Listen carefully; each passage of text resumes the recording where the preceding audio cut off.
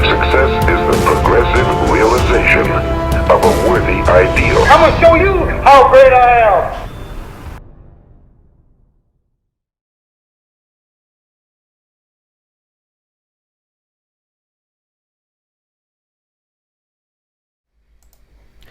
Ladies and gentlemen, boys and girls, this is Njabulo James, I'm the host of the NJ podcast, where we talk with people from all walks of life, whether you've made it, you're on your way to making it, you've got the money, you're on the way to making the money, whether you are a person of Sutu royalty heritage, whether you're a hip-hop fan, whether you're an entrepreneur, you're a business owner, it doesn't really matter where you come from, because I honestly believe that we can learn very profound insights from people from all walks of life. And the tagline that this show is based off of is: success is the progressive realization of a worthy ideal. That means that you're going after what you've always wanted to go after, and not because anybody else is pressurizing you to do so, because you are living according to your highest values, and that is the only way that you can live a very fulfilled and successful life. And on the show today, I'm always excited, well, not always excited, but I'm always excited because I have another good friend of mine. I've got people in high places, she's going to go get me some land. We've been talking about land exfoliation without compensation. And she'll probably give me some land because she's got some royal heritage there. Semi-joking. So I'm going to read out her bio. Senate Moshoeshoe is a young Mosotho girl with a BCom degree from Rhodes University, working in the tax reclaim industry. She is also a businesswoman, the chairman or chairperson or chair lady of her Depression Awareness NPO, Mpho Foundation, and the founder of her upcoming podcast, Hey Shooter. Senate enjoys listening to music, specifically hip-hop, soul, jazz, and Kwaito. Some of her hobbies are running, baking, reading, listening to podcasts, horseback riding, and learning life hacks. Coming from a big family, she finds joy in being around loved ones and seeing them shine in their respective fields of expertise. As a firm believer in God, she strives to use all her platforms to bring peace and healing to everyone she comes across, with her life motto as learning, unlearning, and relearning. Not even the sky is the limit for this powerhouse. Aha. Senate Mosh. What I do. Pleasure to have you on the show. Thank you so much for having me. Thank you very much for joining me. Now, other than this colorful bio, can you please give the people in the audience who are listening to this, who is Senate? Why is Senate? And where is Senate? So just give us, other than the bio, just give us more in depth into a look into your character and what it is that you're about. Senate she's a fun person. She's very peaceful. Yeah. She may seem like an introvert. Yeah. But I mean, just like with anyone else, once you get to know me, you're going to be like, this one has a lot to say. Yeah, definitely. So yeah, I'm like still waters, Still waters. Still waters. They run very, very deep. Oh, still waters run very, very deep. And she has this tendency of using like deep terminology. I'm like, I'll go break out my term of English usage. Like what's not even the sky is the limit for this powerhouse. This is just MP, huh? This is me practicing for when I drop my mixtape. When you drop your mixtape, oh my goodness! I will put you say you're a hip hop fan right here. Exactly. Mumble rap, eh? Yes, I love hip hop. I love not mumble rap, but I appreciate all kinds of hip hop. Okay, so I think I'm jumping ahead of myself. I like when I saw, or you told me that you like mumble rap. Explain it to me. I don't understand it. What don't you understand mumble rap? I just don't understand it. I also don't understand it. Yeah. But I feel like we are too quick to judge what we don't understand. Yeah, true. And it's an old man syndrome. It's an old man syndrome? Yes. Oh no. Jesus, no. I'm a young man. I'll learn it. I don't understand. I haven't taken the time to understand it. Yes, and that's another thing. Yeah, you can't just judge if you haven't given it a chance. Yeah, definitely. So have you given Mama Rap a chance? I tried. Yeah, you tried. There's too many distractions. Oh, my friends out there. Push me to the But edge. wait, you should actually listen to drill music. Drill music? Yeah, that's what is UK, Irish. I'm gonna write that it's down. really nice. And drill then music. when you take it to like USA, you have your what's that guy that plays with Pop Smoke? Yeah. and I think the other one is 5-0 or something. 5-0. Yeah. It's really nice, catchy. So Yeah. it's really.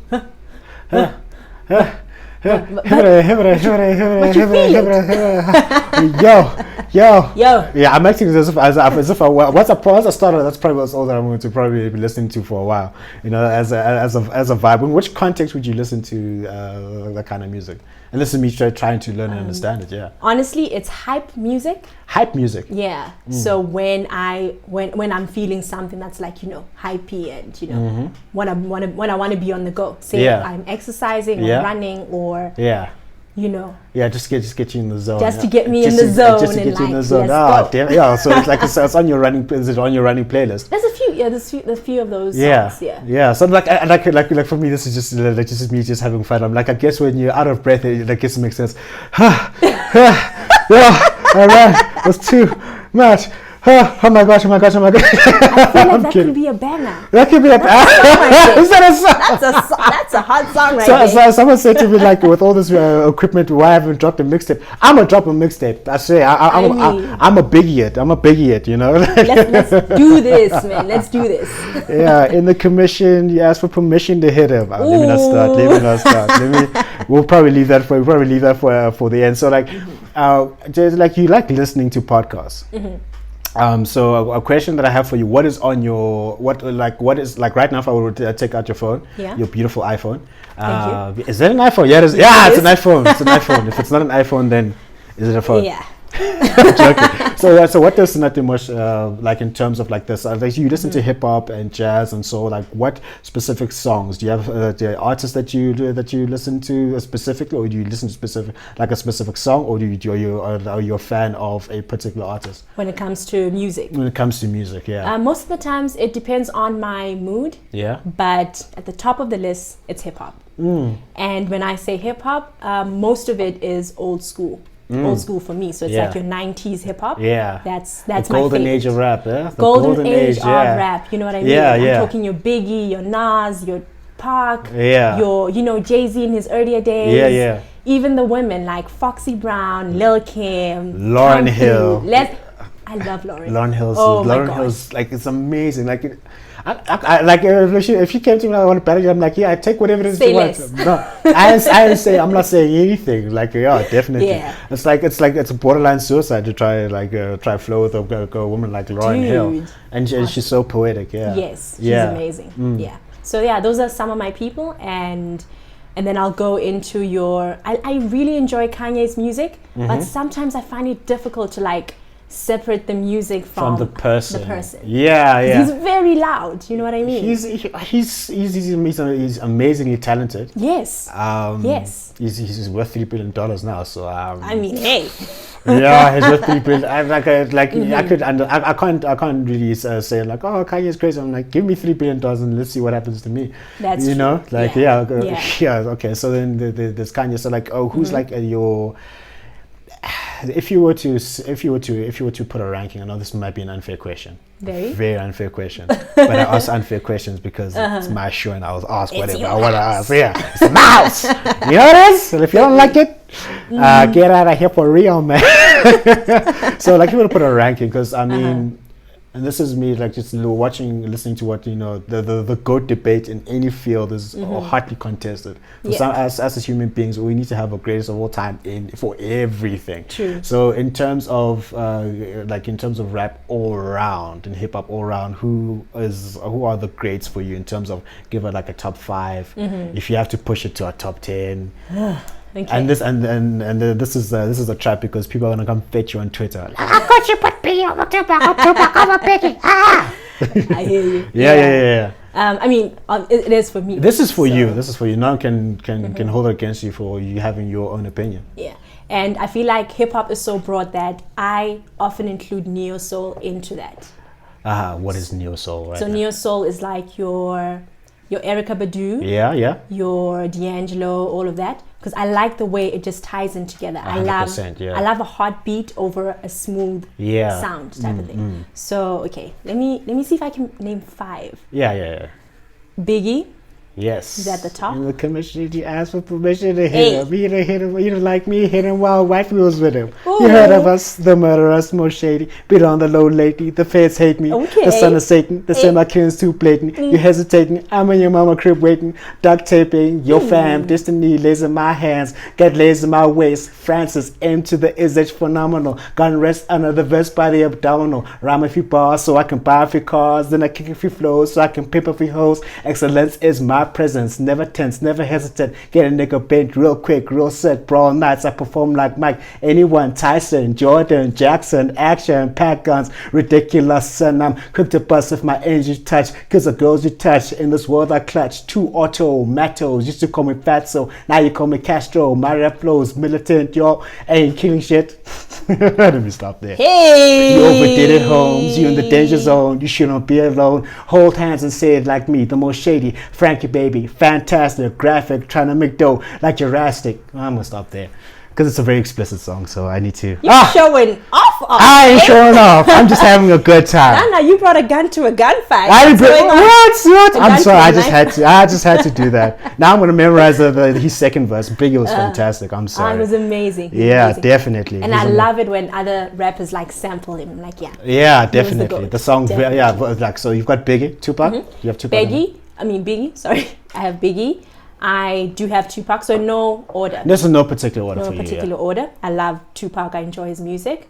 Lauryn Hill, Yeah. Nas, Jay-Z, Yeah. Lil Kim. But with Lil Kim, Lil Kim. yes. Why? But now, Why Lil Kim?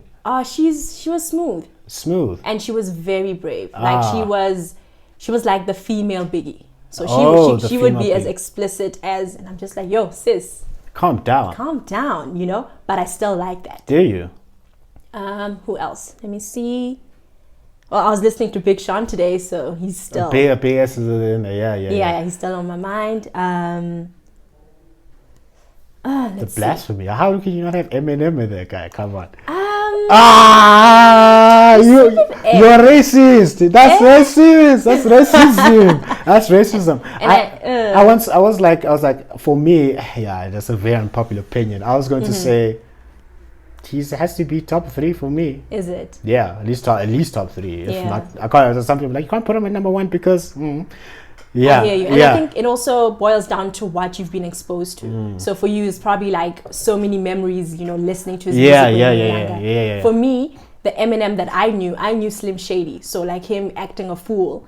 And I'm Slim Shady. no, you know, him being a joke. Please stand up. Yeah. Please stand up. From Please that, stand I up. can't really put him in my top 10. That's He was fine. That's Yeah. fine. That's fine. You hear that, M fans? You must fetch her on social media. How dare she Come exclude the at goat? me. Come at me, Come baby. at me. Yeah. Who else? Let me see. Why can't I think of I think you give us. What is your favorite song?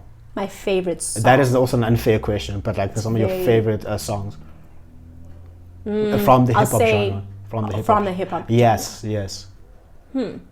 I'll say. Right now, the one song that's on my mind is "Going Back to Cali" by Biggie. Yeah. Which other song? That's a difficult question. Yeah. Ambitions as a writer. That's a good one. California, knows how to party. Yeah. Wow. Yeah. I don't know. I don't know which song would be my favorite. You also didn't mention Drake in your I enjoy Drake. the current king of hip hop, I think. Yes. Yeah. I think not just hip hop, pop culture. Yeah, also. yeah. Because I feel like he's really good with like merging. He knows how to different make it. He genres. knows how He's to make a good. hit. Yeah, he knows how to He's make a hit. amazing. Yeah. Kendrick is also. I love J. Cole too. Kendrick is also really Yeah. dope. Yeah. Yeah, I think I'm more on the, not to say conscious rappers, but like I'm more on the lyricists and you know, as opposed to the. So like hype. when you listen for a song, some people like I like the beat. I like the flow, the rhymes, the internal rhymes, the storytelling. What is it like? What is it that you would look for in like your perfect hip hop song? Hip-hop song. What needs to be in there? The first thing is the beat. The beat. First thing that catches my ear is the beat, and then how the person rides the beat, the flow, and then what they're saying. Yeah. So if it's like a composition, everything, the way everything comes together. Yeah. From the beat, Yeah. the flow, and then Yeah. what you're saying. If what you're saying is not, it's not giving me chills, then Yeah. I'm like, okay, it's nice, but could have done better. You could have done better. Yeah. Like and if you listen to a hip hop song and just being like disappointed, I'm like, beat is great, but A then I lot. don't know what you're saying. Yes. Yeah, it's probably A not, lot of times. I'm joking. I don't get what you're saying. I can't hear what can't- you're saying. yeah. And I just Yeah. say, you know what, maybe I'm not the target market. Yeah, I'm yeah, not yeah. the audience. It's for this. because like if fine. because if that music is that popular, it's Yes. clearly speaking to someone. Yeah, I don't know, 100%. So like, you still haven't given me like one of like your most definitive songs. I'll help you. Like, Yes, please. I'll help you out here. For me right now, because I have phases of like when I really love songs. Like for the past couple of months, it's been Biggie with Victory. Okay. Yeah, Okay. yeah, definitely. What else is there? What's the name of the song? I've been on Biggie for quite a while. Biggie, can't you see? Sometimes your words just hit. Yeah, that one. Yeah, that song. Yeah, so just give me like some like a hip hop song that actually speaks to you.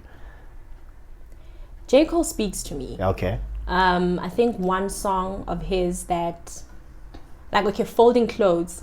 That's a beautiful song that's been speaking to me now. So I think it goes, I wanna fold clothes for you. Yeah. And do things for you that So I think maybe I'm craving a relationship. I don't know. Yeah. and at the moment of recording, we're currently in August. Why does it feel like you are throwing shade? I'm not throwing any shade. We're in Women's Month, and that's all that's got to do with. It's August. Yes. It has nothing to do with anything else. What were you thinking? I don't know. You don't know what you... Okay, I was just thinking leaves, autumn leaves falling.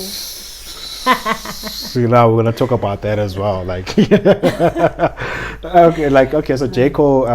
Cole speaks to you. So we're gonna come back. We're gonna circle back to the music.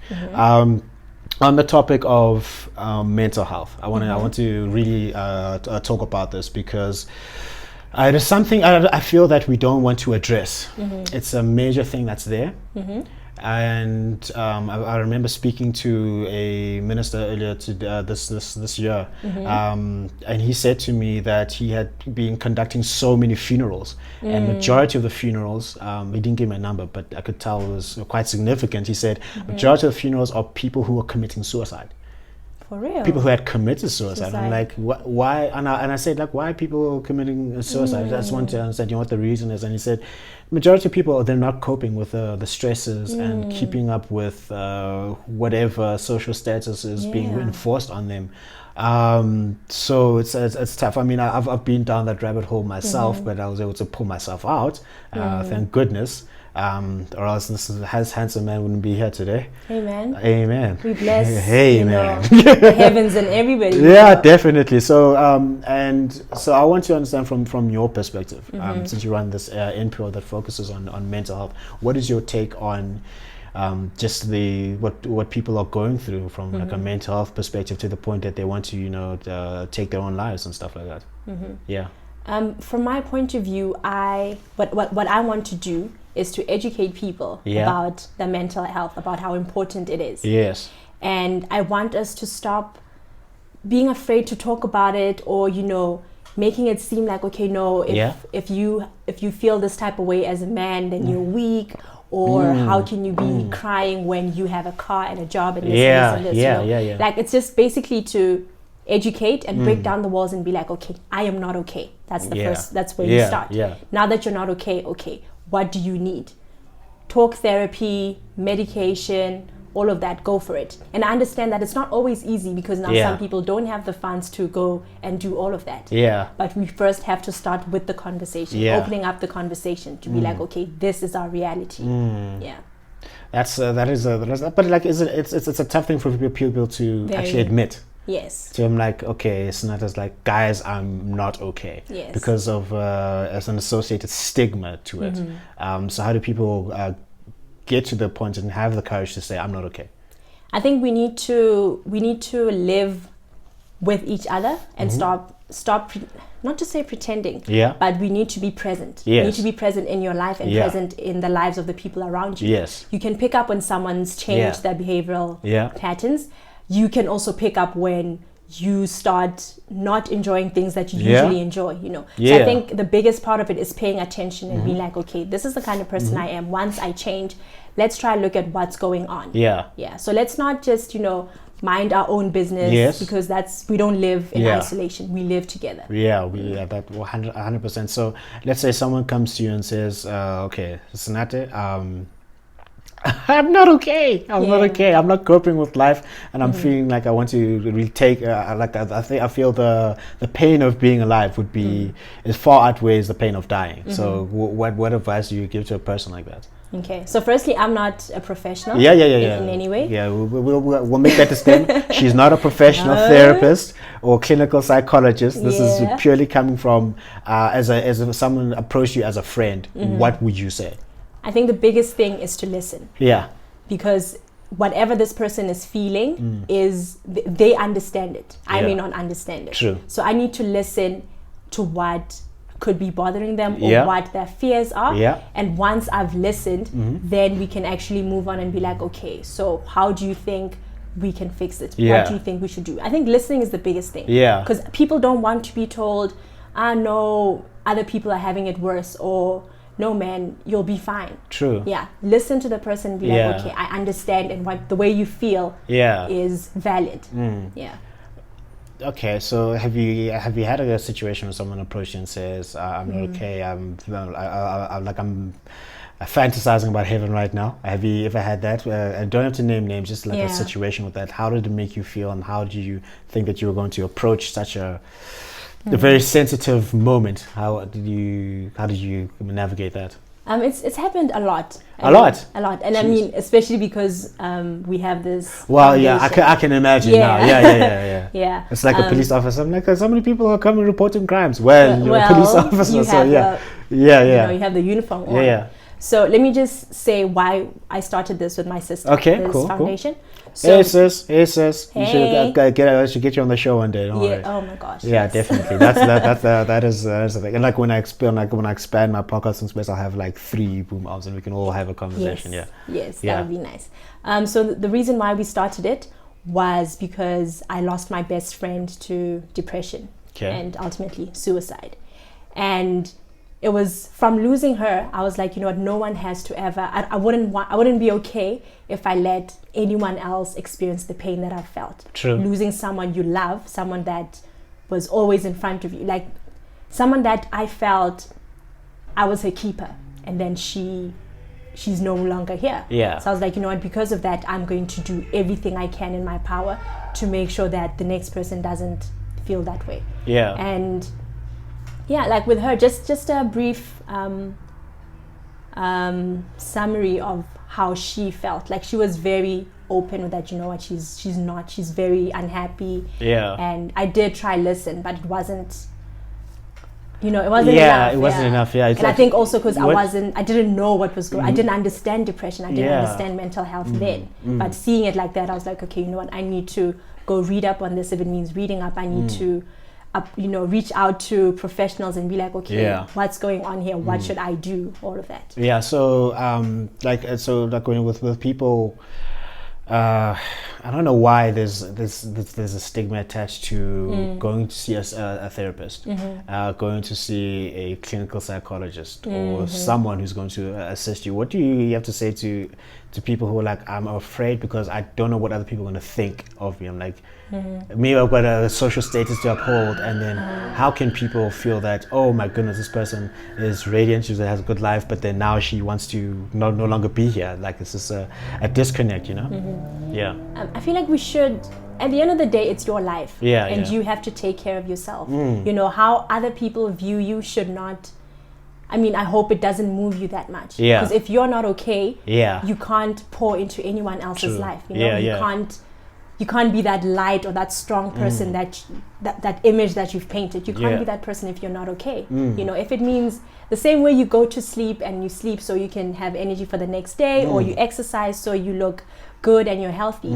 In that same way, we should be pouring into that cup of mental health, making sure that you are healthy. Yeah. You know? Yeah. Yeah, so like I mean, I remember speaking to a friend. They were like they went through a situation where they lost a close family member to them, and then they had these issues that they were going through, and then they went and they started going for therapy. And then first they were like, it was actually weird because now I need to like face myself, and this person is just sitting there and just looking at me and just listening with a pen and just all laid back. And then once the person started speaking and talking, they started feeling a lot better, because now the first thing is like, I need to just get whatever is on my chest out there. And then the person said to me, it's an interesting analogy. For example, if you are involved in an accident, like you hurt yourself, you break an arm or you cut yourself, you'll go to the doctor to go have that fixed, but oftentimes you can have situations that fracture you mentally and emotionally, and you don't go have that addressed. Which can be baffling,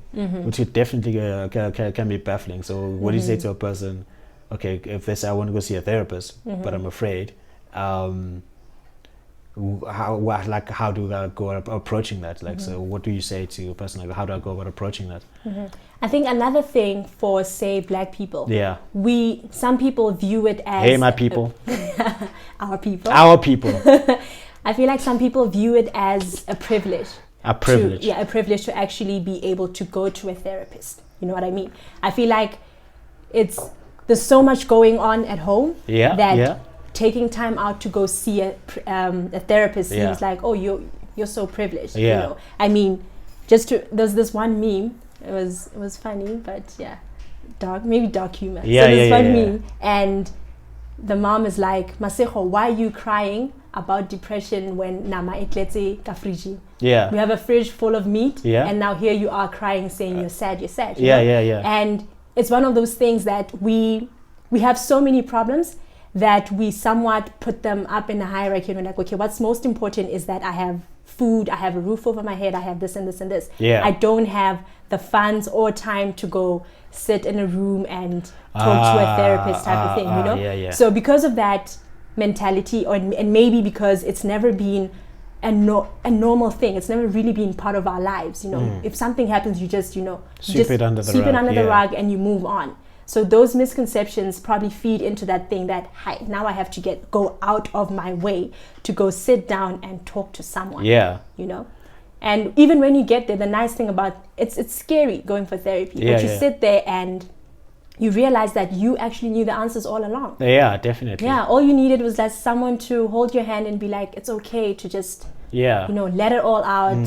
You know what's right for you. You know what you should be doing. So that's a comforting thing to know that you've got the answers to the problem that you are having. So let's say someone is asking you, okay, I'm going to go see a therapist. However, in my family, it's frowned upon. It's frowned upon to say you have to be strong. I don't know what that means. You have to be strong. We don't want to take the money out to go and find you seeing a therapist. What do you say to a person who has that dilemma? Again, this all comes down to like the social misconceptions about mental health. Very true. And I think honestly, I would share with them my personal stories, because I feel like until something hits home or it hits close to home, people don't really understand. For instance, when I lost my best friend, only then my father understood, okay, this mental health thing is very serious, because he also felt he lost one of his daughters type of thing, you know? So I would share that, you know what, you don't want to look back and be like, oh my gosh, now my child is gone, because I was being stubborn and I didn't want to understand, or I was mocking something that I don't understand. You know? So it's a rather safe than sorry type of thing. If it works for the next person, let's learn to accept that. I mean, it's difficult to teach that and educate the Black culture that you know what, this is something that you need, because it's something that a lot of people didn't grow up with. A lot of people didn't grow up with it. And also to that, in terms of men, where where it's not happening. Let me not generalize and say that everyone, but a majority of people that are spoken to and people that I've been exposed to, they'll be like, they grew up being told, boys don't cry, don't be a sissy, don't you have to be strong and suck it up. Then they go and commit suicide, and then you're like, what the heck just went wrong? It doesn't make sense. It doesn't make sense. And so what are you going to say to like to males, specifically around that, in terms of being vulnerable, because it can be a tough thing if you've been conditioned your entire life that you have to be strong. What do you, as a black female, have to say about that? I think there's a lot that has to be unlearned. Unlearned. It goes back to learn, unlearn, relearn. Yes. There's a lot that has to be unlearned, because even like just with this example, you can't keep bottling things in. You know, because one day there's not going to be any space, and you're just going to explode. Pop. You're just going to pop. You can't. We're not robots. We're humans. I'm not going to Joel's finance one day. Next thing you went to a killing spree. What happened? Exactly. And now people are like, how what happened? But if we were actually to sit down and look at Njabulo's life, you'd be like, okay, let me not say you. If you were to sit down and look at Tom's life, you'll see Tom lost his mom this year. The next time he got into a car accident, he did this, and he still showed up as the strong black man, or the strong fatherly role that we want him to be. You know? And it's a bit selfish, you know, for people looking from the outside. But what I really want to say is that we have to unlearn a lot of things. We need to learn so much. We need to accept that we're all human, and we need to deal with things as they happen. And not wait until it's Godzilla going through your entire town and just like killing everything. Because then it's not even too late. It becomes more difficult for you to like pull it in and rein it in. That's also a tough thing. So like just going from there. It's Women's Month. Why are you laughing? No, because I had an interesting thought. I mean, like I'll just get it out there. Like the social media can be a very great place, but it can be a very funny thing when the entire entanglement thing came through. Yes. South Africans don't deserve internet. I honestly believe. What happened? Like as that interview happened, what happened is that people already were making songs out of it. People making memes out of it. And not even a day. So. I was just laughing at the memes, not the actual thing. Okay, like let's talk about that. What is your view of this whole thing of entanglements and entanglements? I didn't even know the word existed until like a month ago. I'm like, I googled as like, has it's got something to do with wires? What's because like you tangle the wires? I'm like, then I saw a definition. I'm like, it's a relationship. No, it's not even a relationship. It's a complicated situation where you guys are having like sexual relations, but then there's no commitment to say we're going to be dating each other. Apparently. So what is your whole take on just that? Like, on that? Relationship with no commitment, like. Okay, let me start first with Jada and August's situation. That was a weird thing. That was actually weird. I want to pass note. I want to understand the situation. That's what I just want to understand. Okay, well, let me rather say the interview. Because I mean, obviously, we only know like that's all that we know. I think from the interview, I feel that Jada was very selfish. And irresponsible. Because my understanding is that August was sick, he was not feeling well, and he approached them saying, I need help. And in the midst of all of that, she and Will were separated or whatever, and then she got into a relationship with this young boy who's like half her age type of thing, you know? So I think on so many levels, she was wrong for doing that. And then coming out and seeming like, but I was just looking out for myself. She was very selfish. Because she was actually looking out for herself. She was like, I want to have an entanglement with this person. I don't have to explain anything to Will because we're separated, you know, and now everything comes back I like listen, and then the whole thing of it, like it was a journey for healing. I'm like, what kind of healing is this? Dude, I was like, no, like I mean, on your journey to healing, don't hurt other people. Is it? And if you do hurt other people, be accountable. Be like, you know what, I messed up here and there. She's making it seem like I was healing and, you know, it's all about me, it's my journey. What about the people you're hurting along the way, you know? Yeah, so that's Jada. I love Will Smith. I was like, Will Smith. I love Will Smith. Well, I want to get you on the show, my guy. I've looked up to you for a long time. Bad Boys for Life, man. I'm a big Will Smith fan. Yeah. I'm a big Jada Pinkett fan. I'm a big fan of the entire family there. I don't necessarily have an issue with the situation, what happened. The only thing that I'm just trying to understand and unpack was the way that it was presented. Was it a relationship, or did you want to go and get something out?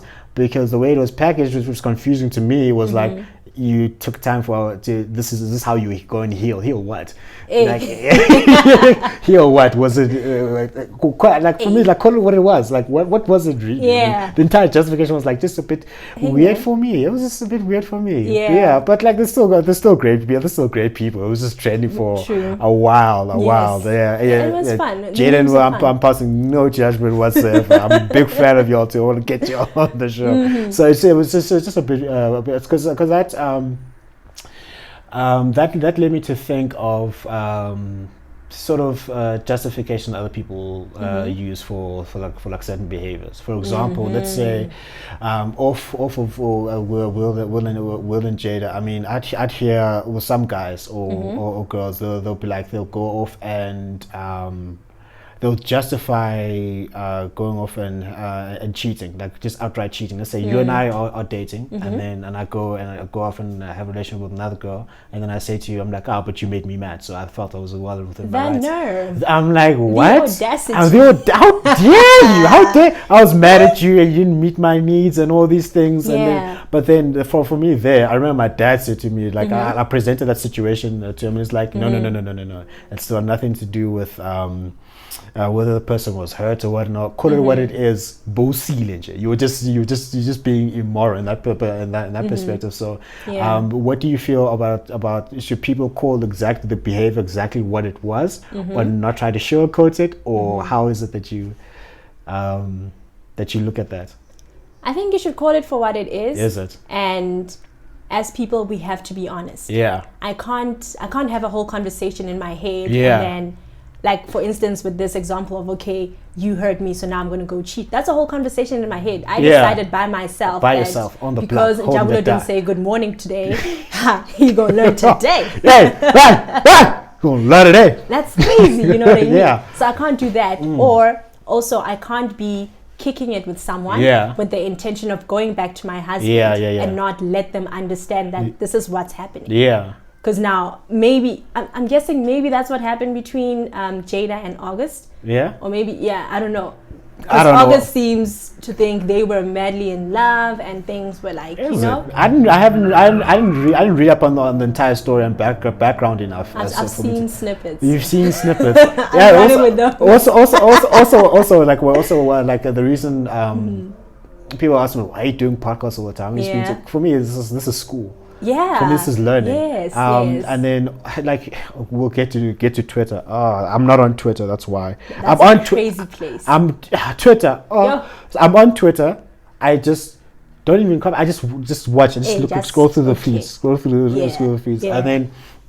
Because I don't want to necessarily comment too much on a topic that I haven't read enough about, I haven't studied enough, and I don't know the full picture. Because there's a guy, Deming, he said, in God we trust, all others bring data. So other people will be there.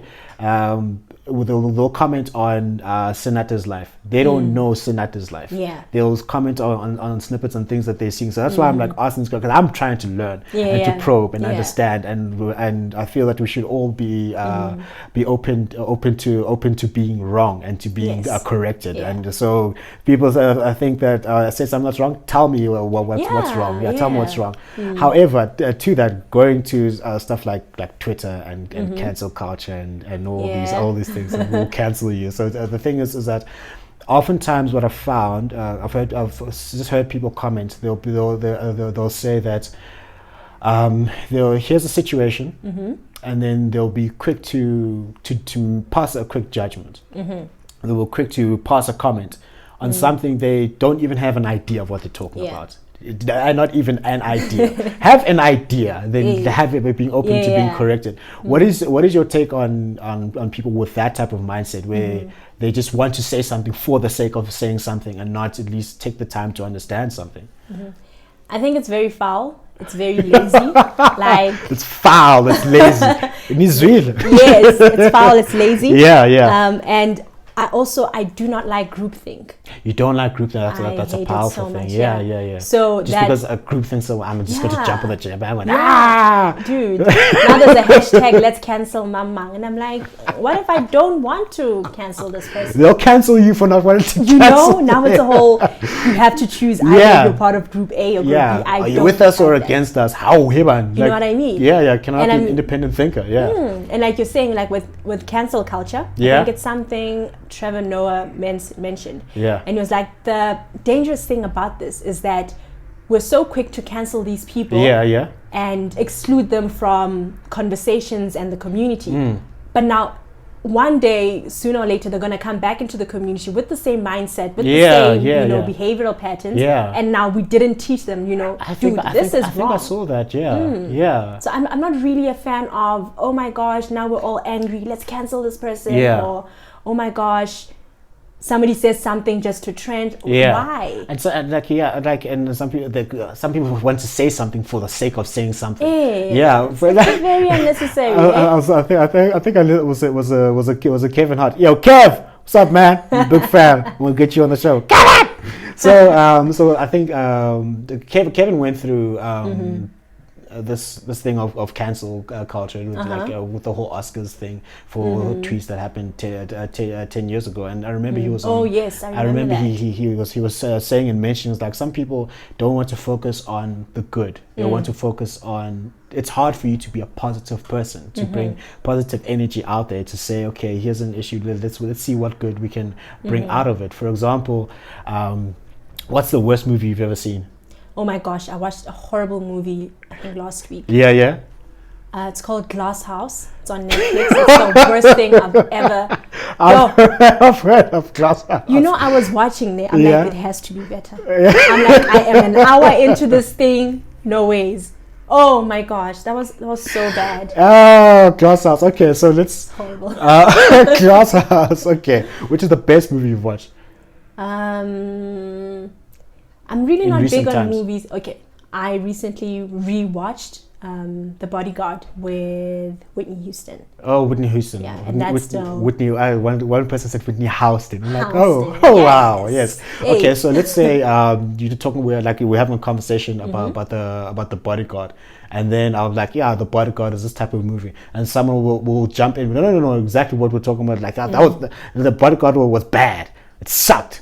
I'm like, have you watched The Bodyguard? No, I haven't watched The Bodyguard. I'm like, oh yeah. Oh, by the way, guys, what are we talking about? They just want to be like stuff like that. They just want to just jump in and just say stuff for the sake of saying stuff. And oddly enough, it works for some people. Why? How does it work for another person? I'll say it works in terms of, say, social media marketing. Okay. To draw people, to catch people's attention. Yes. People will say wild things or post crazy things to catch people's attention, and then be like, okay, actually, this is what I'm promoting, go buy my whatever, blah blah blah. Okay. So that it's a kind marketing strategy. Yeah. So that I've never thought of it that way. I've never thought of it. But I mean, not everyone thinks that way. No. I'm saying like school. So some people. So this is like shock value for marketing. Yeah. Now that brings my mind to two things. Like you can either have that way because you are marketing someone or something, but even that's like very questionable if you want to market that. Like, hey, okay, I need to think more about that. And also, is that people's default mindset? I think the second option is scarier to me. What do you mean? Like, for example, that if you want to go off and just comment for something that you don't know about and just like spread some form of negativity that goes on out there without trying to understand the context, if you use it for marketing and you know exactly what you're doing, I think that's I believe that's a better position for you to be in. I don't condone, but I understand. It's tricky. I don't condone. I don't understand that. But if your default mindset that's just what you think, and you just want to be negative and just comment on things that you know nothing about because you want to be seen on commenting on something, I think that's scary. That's scary that's a scary position to be in. Yeah, and I think it's also dangerous, you know, because now you're calling so many energies your way. Yeah. Because now here you are saying something as if it's a fact. Yeah. And if it's not a fact, like for instance, there's this guy, I think this guy proposed to his girlfriend, his fiance, and it's like, oh my gosh, she said yes, I'm so happy. Yeah. And then this random kid comments on the post, Yeah. on the tweet, and he's like, oh, I'm so sad that I let her go. She was so good. Especially, like, he starts being sexual. Like when she was doing this and this position type of thing. And now the guy's like, dude, you don't even know us. What is going on? It got to a point where this guy now had to apologize publicly because he acted out publicly. You know? It's so unnecessary. Like, it even makes you wonder if this person is okay. Like, are you my question is like, I want to just understand why would you do that? I don't understand it. Maybe it's for clout, eh? For clout. For clout. And then what are you going to do with that clout once you get it? I don't know if I'd understand people that use that clout and then they make money from it. Yeah. Like artists and stuff. Yeah. People that just want to trend for no good. I don't understand. They want to trend for no good reason. I don't understand. I don't know what they're pushing. Maybe social media is their version of cocaine. Maybe they just get a high off of it. Yeah, and I think there's probably like documentaries on such things. I don't know, like Netflix has been golden during the COVID and lockdown. So many documentaries over it. Like this one, how it works and talks about the brain and addiction. I think it was How It Works, but there's something on Netflix that talks about that. And some people draw correlations between getting likes on social media, on whatever social media platform it is, to the similar effect that cocaine will have on your brain. Maybe they just switch a different form of addiction. Jeez, okay. It's very wild. I'm not even going to say that I'm not. I'm addicted to my phone. I actually, I know when I'm addicted to my phone. I'm like WhatsApp. I'm checking Instagram. I'm checking LinkedIn. I'm not even going to say that I'm not addicted to that. But then the behavior that I'm trying to question is that specifically that I'm just going to be like dangerous and negative and attack without understanding. But by the way, have you been part of a personal attack that was unfounded? On social media. Okay, if not social media, just in general, where someone just attacked you but not understanding your context. Okay, I think the one attack I remember is one where I was mistaken for another Senate. Oh yes, So the other Senate. So now thing is, Senate it's a royal name. Yeah. And I have a few of Senate. I thought it was Senate. I mean, I am the house. Yeah, definitely. I run the house. Yeah, the house is in the house. Hey, I have the Senate, the house in the house. You know what I mean? Yeah. So it's one of those names where, someone has approached me thinking I was another Senate. He was like ready to beat me up, and I was like, dude, I do not know you, type of thing. Yeah. Besides that, people don't really come at me sideways. Hey. Yeah. Yeah. Even people that do me wrong, they don't bring that energy to my face because I never retaliate. And what I mean is say, yeah, don't worry, we'll fetch you. 10 years from now, we'll fetch you. Yeah. Yeah. So like if somebody did something horrible behind my back and I know of it, they're not gonna come and make noise in my face or whatever. I just cut them off, type of thing. Yeah. Yeah. Yeah, so that's. I'm trying to hop around that. I don't want to expose too much. Yeah, it's land. But there's minimal drama. Yeah, minimal drama. Yeah. In my face, very minimal. Yeah, like minimal drama. Like and certain I know of. I don't know them personally. I know of CEOs, I know of entrepreneurs and business leaders who make it a point. You will never see my face on any social media platform because people can be vicious and people can be malicious out there. When they come for you, they come for you. And when the internet comes for you, oh no, they fetch you. They fetch you. That group comes. That group. They come for. Now this is me observing. Dare you say anything that goes against the culture of the day? For example.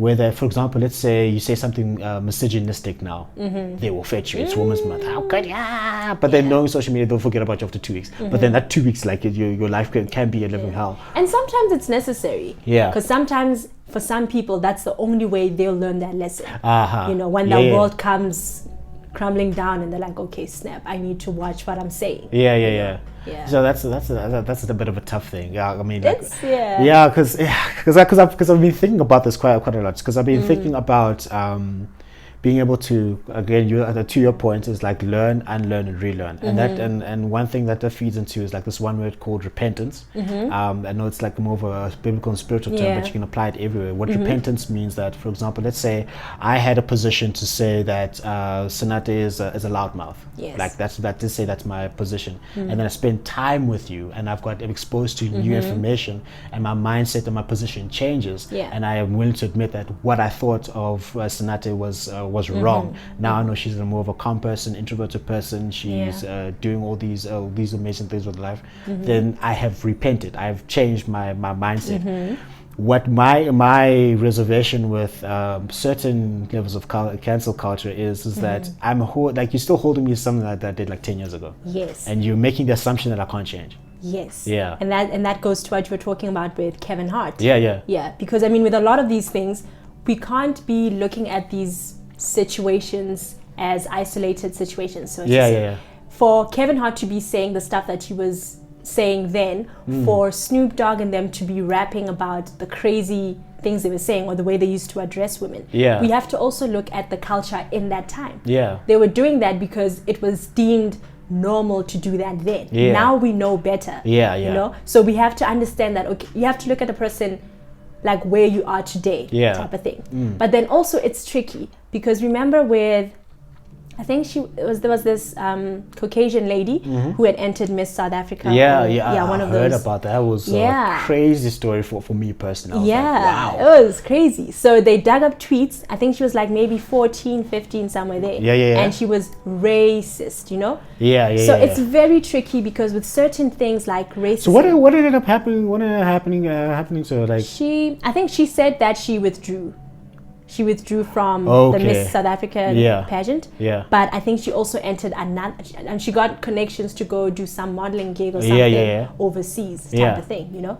So when it comes to things like race, it's I think all these situations are different. It probably depends on what the context is.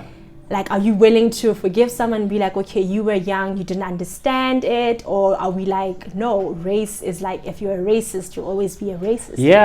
That's making the assumption that you can't change your mind. You can't. And it's a conviction of mine that people can change given the time and the effort that it will.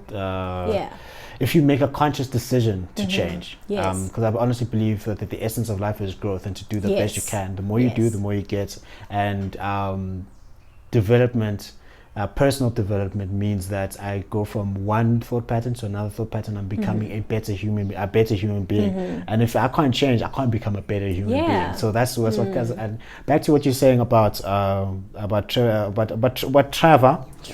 Noah. You have that comedian. Oh, you with the jokes, eh? Knock knock. Who's there? I think nobody. We're exposing our age. You're exposing. What age? You talking about? I'll tell people, yo, I'm 29. That's not old. I'm young. You know, when you're reading my bio, like Mosotho girl, I laughed inside. So I'm like, in my head, I still think I'm like 17, 15. 17. You are as old as you feel. Thank you. Sorry, not old. You're as young as you feel. Like, with that, I honestly believe that what your age, whatever it is an advantage to you. Whatever it is. And I don't ask people, how old are you? I don't believe in old age. I believe in youthful experience. I love that. Yeah, so you can take I like the ring of that. Yeah. So so I always ask people, so how young are you? And people are like, oh, how young? Oh, I'm 43 years young. Oh, yeah. It changes the figure. Yeah, that's actually you change words, then you change the behavior. So back to what Trevor was saying. I think I remember that. I think I watched it a while back. He said, "Where do these people go? People who are cancelled. Where do they go? And are they going to change? Or can they change? Like the thing is, the thing about that is, like, for example, let's say I say Sonata's a loudmouth, and the world cancels me. Okay, so now I've been cancelled. I'm been set to like where are you gonna send me? First, I don't. Where do cancelled people go? That's a good question. Yo, where are you guys? Where are the cancelled? I've never thought. Where did they actually go? They hide out. Do they have their own social media platform? Hey man, but I know I've seen people. Some will like deactivate whatever platform and then move on to another one. Move on to. Yeah, I think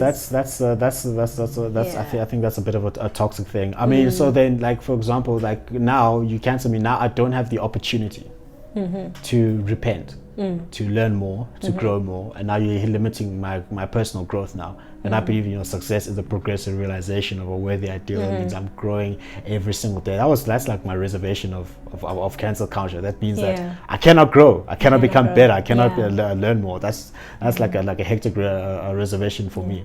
And if not for you, also for the next person, because now you're going to carry on with that behavior and hurt more people. Exactly. Yeah, definitely. So like for example, like let's say if I'm rude. And then no one tells me that I'm rude, I'm going to carry on being rude to everybody else. So like you're robbing me of growth. Yeah, that's an amazing thing. So with all this, with the negativity that can happen, social media is a very great thing. It's done a lot of good, but with the negativity that's being perpetuated, with the situations that we're facing, what would your solution be? If you had to propose a solution to it, what would you say? I think more often than not, it's good that there's a lot that noise is being made. So in terms of, say, we go back to this whole canceling thing. It's a good thing that there's noise to bring awareness that doing 1, 2, 3 is wrong. The big thing now is, what do we do past beyond that noise? We're saying we're going to cancel people, and then what? You're making a noise about, or you're hopping onto someone else's tweet and you're making all this judgment, false accusations, and then what? I feel like we need to grow beyond that noise. There's noise, then what? What's going to happen after that? So you're saying we should be more solutions focused. Yes. Like, what's the solution to that? The solution is, just being honest. Like, what do we want? It's great that we are reacting to something, but we should be thinking, okay, what's the end solution from this? If you're saying, okay, somebody disrespects women, let's tackle it let's actually focus on the problem and not the person. Let's not, I don't know how to, I'm just trying to be politically correct. Because they will fetch you. Yes, like she said, they'll fetch take that small part and be and then twist it and put it out of context. Exactly. Woo. And then run with it. They'll Usain Bolt with it. Just go with it. So I do acknowledge the noise that comes with it. I think most of the times it is necessary. But we need to start doing something beyond it. For instance, when Kaepernick knelt, when he kneeled down, and everybody was like, okay, we're going to cancel the NFL. I think it's the NFL. The NFL. Because now he's no longer working there. All of that, blah blah blah, and artists wouldn't perform at the Super Bowl. And then Jay-Z got a job, and now he's in the room with these people, and a lot of the black Americans, they were like, no, Jay-Z's a sellout. We all said we're going to, cancel this organization, know? And I'm like, but how are you going to make change if you're not in the room? Yeah, but that's bars. That's how we. How can you make change if you're not in the room? Exactly. That's profound. We can't. It's great that we're protesting outside. We're making all this noise, but sooner or later, these people are just. It's just going to be they're going to, deafen to that noise. They're going to be once again, they're busy protesting Black Lives Matter. What are we doing beyond that? You have to be in those rooms so that they actually listen to you, and you're like, yo, this and this is not right. You need to talk people man to man. So we need to figure out how we're going to do that in a way that's going to actually solve the huge problems beyond just making noise. Honestly, I think with some of the things that noise is being made about, I'm like, don't we have bigger issues to solve? Seriously, do we not have bigger issues to solve? Honestly, can we put our brain power towards something to solving like an issue. For example, like I'll give a mundane example. For example, like if I for somehow tweet, I'm like like even like jokingly, let's say I say Snati can be a loudmouth, and then someone will take the time to take time and tweet and make memes and videos and all. I'm like, how much time do you have? Can we not like focus on like greater things? Like all the bigger problems for us to like focus on. And I mean, you can see clearly you're creative. You go use your creativity. Go use fix money. Go make money. Like we'll talk about people who don't have money just now. that is amazing to me. So like what like just generally, so like I've written 2 books, Inspire Success and You're a Business, Treat Yourself Like One. But now that we are that's right. I'm like the DJ Khaled of books. Another one. And another one. So the third one that I'm writing is I think for me it takes a lot of introspection for me, because I'm titling it Father of Man. Okay.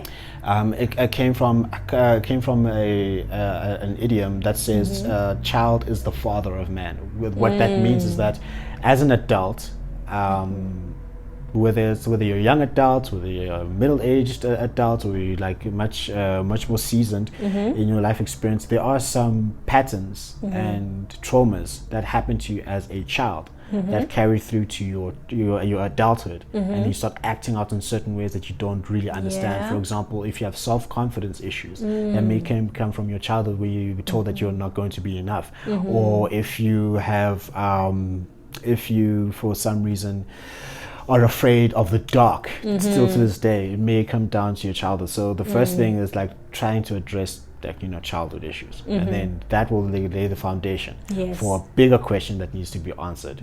With all the gender-based violence, with all the hashtags, hashtag me too, am I next, we can't do, I don't even know what all the hashtags out there are to say. So I'm trying to understand how we can build better men, not perfect, but that doesn't exist, just better, just better. Let's grow, because I'm still trying to find the answer to that, and sort of questioning my own masculinity, and can I be a better man? I'm like maybe I am trash, probably, but like, so what can I do about it? And also goes back to the whole thing of like focusing on the negativity and focusing on the problem. Okay, you say men are trash. Okay, what can they do about it? Nah, it doesn't matter. They're so trash. Okay, so what can we? We know. Hey, we know. Heard you. No, we heard you. Like we heard you. It's been going on for quite a while. That we're not feeling. Females are saying we're not feeling safe and all these things. And okay, great. So let's focus on the solution here. What can we do better from both sides, males and females, to like help address this issue of building better quality men? And what are men actually doing right? We can't just be doing everything wrong just in your car. I refuse. I'm joking. Some girls are not. I'm like, like one girl I spoke to, I'm like, you guys are new dirty. No, I'm kidding. I'm like, we know. Like, seriously speaking, what can we do better? A lot, and like we keep saying, like you keep saying, as we grow up, we're learning so much. You know what I mean? True. And I think you are the first. You are the first point of reference. Because now, like you're saying, as a child, something that may have happened as a child, now you're realizing, oh snap, I'm afraid of the dark because I was locked in a cupboard when I was young. 1, 2, 3, 4. So now, from learning all of that, now it's your duty, I guess, to actually teach the next person, teach a child, and be like, you know what, when I raise my children, I'm going to make sure that they don't have to go through this and this and this, because through life experience, I've seen that this will reap very sour, fruits. So, and I think it's something that our parents also did. And as much as sometimes we're just like, oh my gosh, they were not the best, they didn't really know what they were doing, they did the best with what they had. They came from an era where some of them were denied education, or there was like racism, all of these things. And they was just like, you know what, because I went through this and this and this, because I went to school with no shoes, I'm going to make sure that my child has shoes to go to school. Now you have shoes. You're like, I lacked this and this and this. I'm going to make sure that my child doesn't lack that. So yeah, I think the first step is to go deep within and be like, what's wrong with me? What do I find? Okay, the reason why I'm like this could be because of 1, 2, 3, 4, and then we try pass that knowledge on to the next person to avoid any more of that mess. Another thing is we need to start talking, because I find that, and this is something that I was thinking about recently, I'm like, I seem quiet. And it's not that I'm quiet, it's just that I'm never the loudest person in the room. And now because of that, I often don't say like my story or my point of view. Like the way I was raised by my father, and looking at him, I've always seen a great example of what a man can be. And then I move into a fortunate position. It's very fortunate, and I'm so grateful.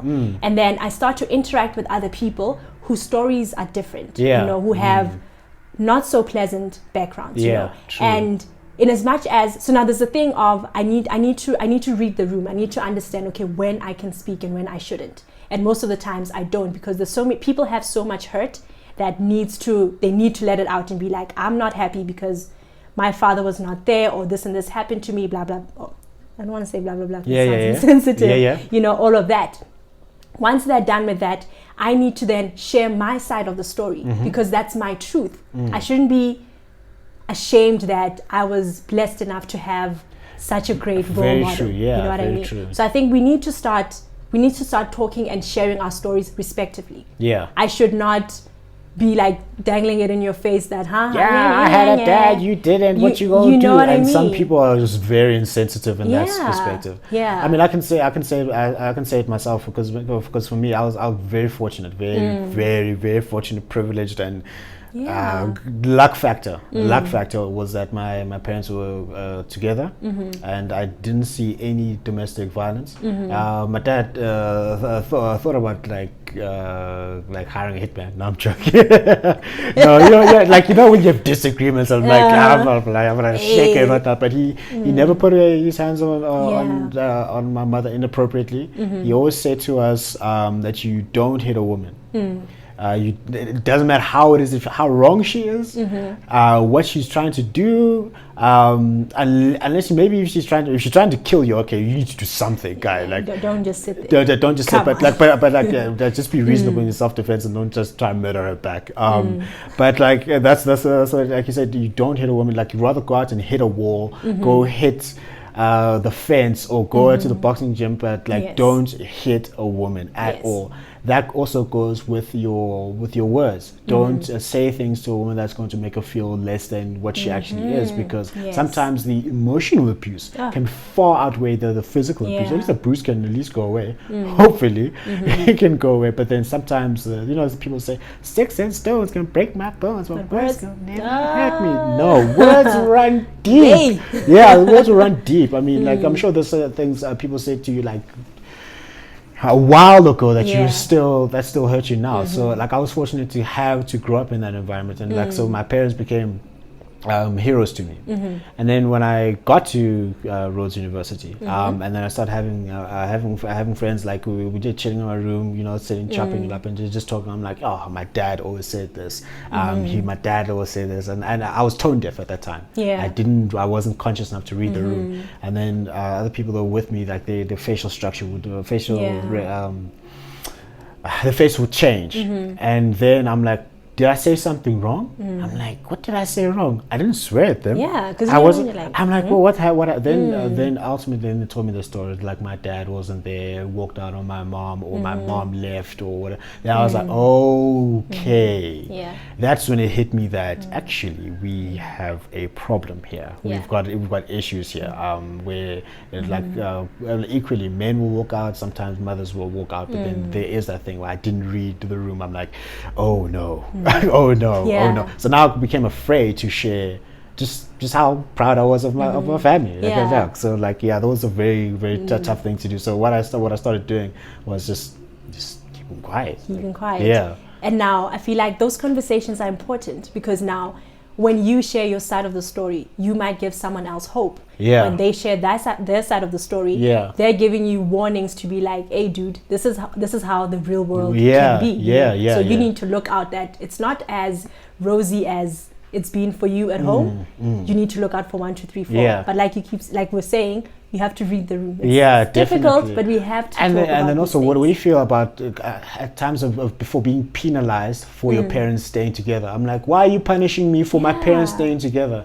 I'm like, pain, you don't man. you don't know my story. You don't know how hard it is. My dad left. You're very privileged. So yeah, you don't know the struggle. I'm like, first of all, my question is, why should I know that? Why is it a normal thing for you to? It shouldn't be. I feel it shouldn't be normalized.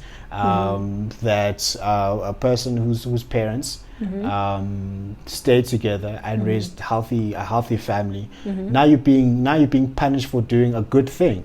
So what the message that sends is that your parents shouldn't be together because now you're being punished for doing a good For thing. that. Yeah, because that's what you're getting now from that conversation. Yeah, I'm like, what did they do something wrong by staying committed to each other? Yeah, no, it's crazy, man. I mean, people are hurt, and hurt people hurt other people. Yeah, you know? So now, and now it's a vicious cycle. yeah. How so, do we break that cycle? Like I'll just keep going back to opening up these conversations. And eh? let's talk. Eh? Let's talk. You know, Sonata likes to talk. She has an allocated she has a budget of 30,000 words a day. She uses every single one of them, and then she'll borrow from you to use your words. let's go. No, But I'm like, kidding, man, honestly, man, we need to talk, you know, because now it also goes back to that thing of bottling things in, and then one day you just pop, and I'm like, why And are then? you mad? You know what I mean? Yeah. We need to talk about these things, and they're very, very sticky. You know, it could even go to something like colorism. You know, me being a dark-skinned girl hating on a light-skinned girl, not knowing a thing about her life. Yeah, exactly. You know, she could be light-skinned, yes, but back at the ranch, she probably doesn't have food at home. Yeah, she's probably been suffering crazy things, and now I'm just gonna, I'm making these assumptions that your life is better because people don't want to take the time to understand, to criticize and judge and attack and just how your little point of view is not my whole life story. Exactly. There we go. Like you don't know the full thing. You don't know the full scope of the situation. Sometimes you may never know the full scope of the situation, but try to understand as much as possible so that you can make more of an informed decision.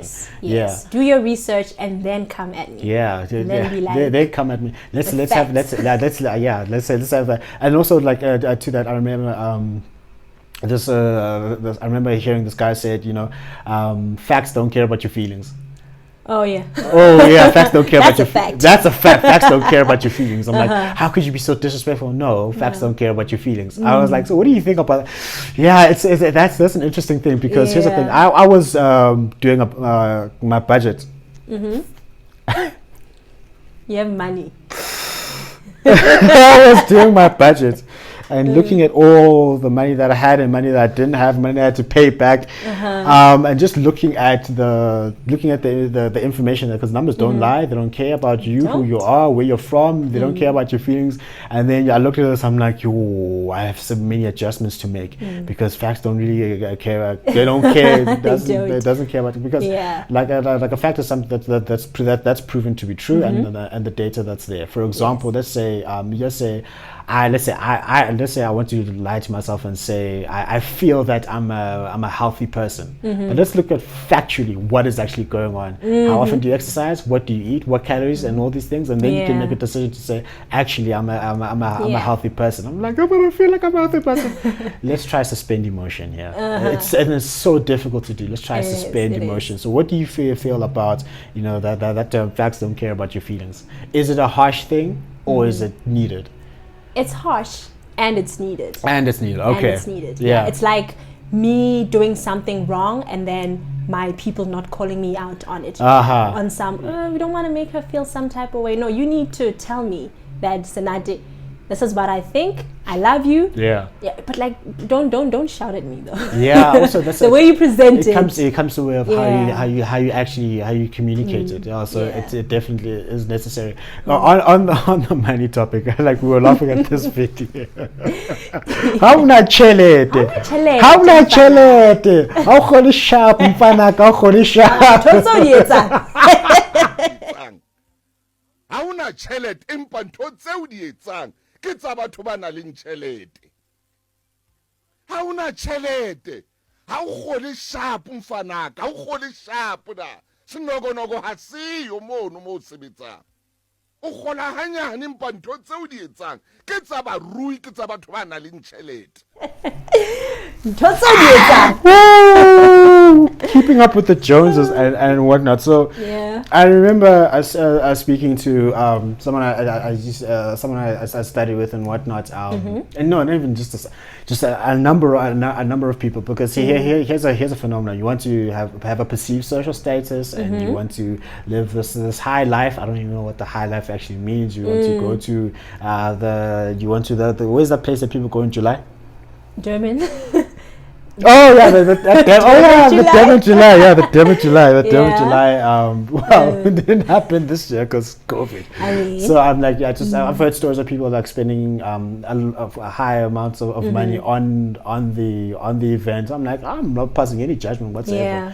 Now the thing is that, like, for example, people like move out of a certain place. They'll extend themselves far above beyond their means. And I'm not exempting myself from being guilty of this, because I'm guilty of it myself. They'll go to a place that they cannot afford, buy a car that they cannot afford, live a lifestyle that they cannot afford, on other people's money, and then live with like $1 million overdraft. I don't know a guy with $1 million overdraft. You're never coming out of that. Wow. I don't know. $1 million overdraft.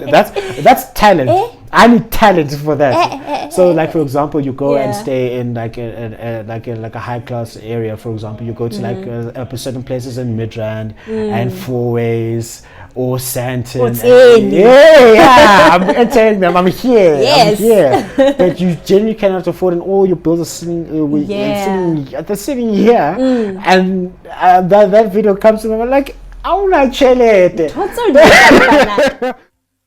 Ha una tšhelete empa ntho tseo di etsang ke tsa batho ba nang le tšhelete. So what is your take on people who have the compulsion to live that lifestyle that they cannot afford? I think it boils down to why you're doing it. Yeah.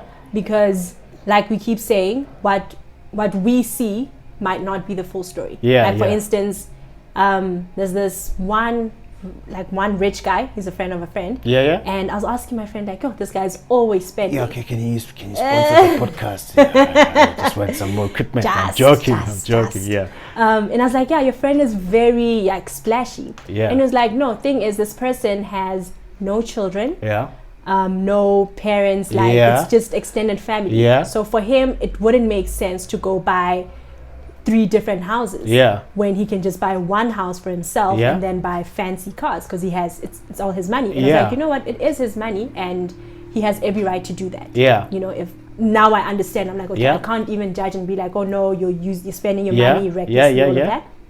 And then you also have people that come from backgrounds where they're possibly the first one to get a degree or the first one to afford a car, you know. So they will go all out, you know, and it's probably in good spirit to be like, you know what, look what I can do. I am from, you know, a not so great background, but I can do this, blah blah blah. Rags to riches. Mama, I made it. But now you're also thinking about today. You're just thinking about the glory for today, not for tomorrow. What are you going to eat tomorrow? What you know? Yeah. So people are different. Yeah. But for me personally, I feel like I would be so stressed out when I go to bed, knowing that I have 3 different accounts that I have to pay for, 10,000 here, 10. Yeah. That stress would not bring me peace. If it brings you, like, it's the why. How does that bring you peace? Like, definitely. How does that? I just don't know.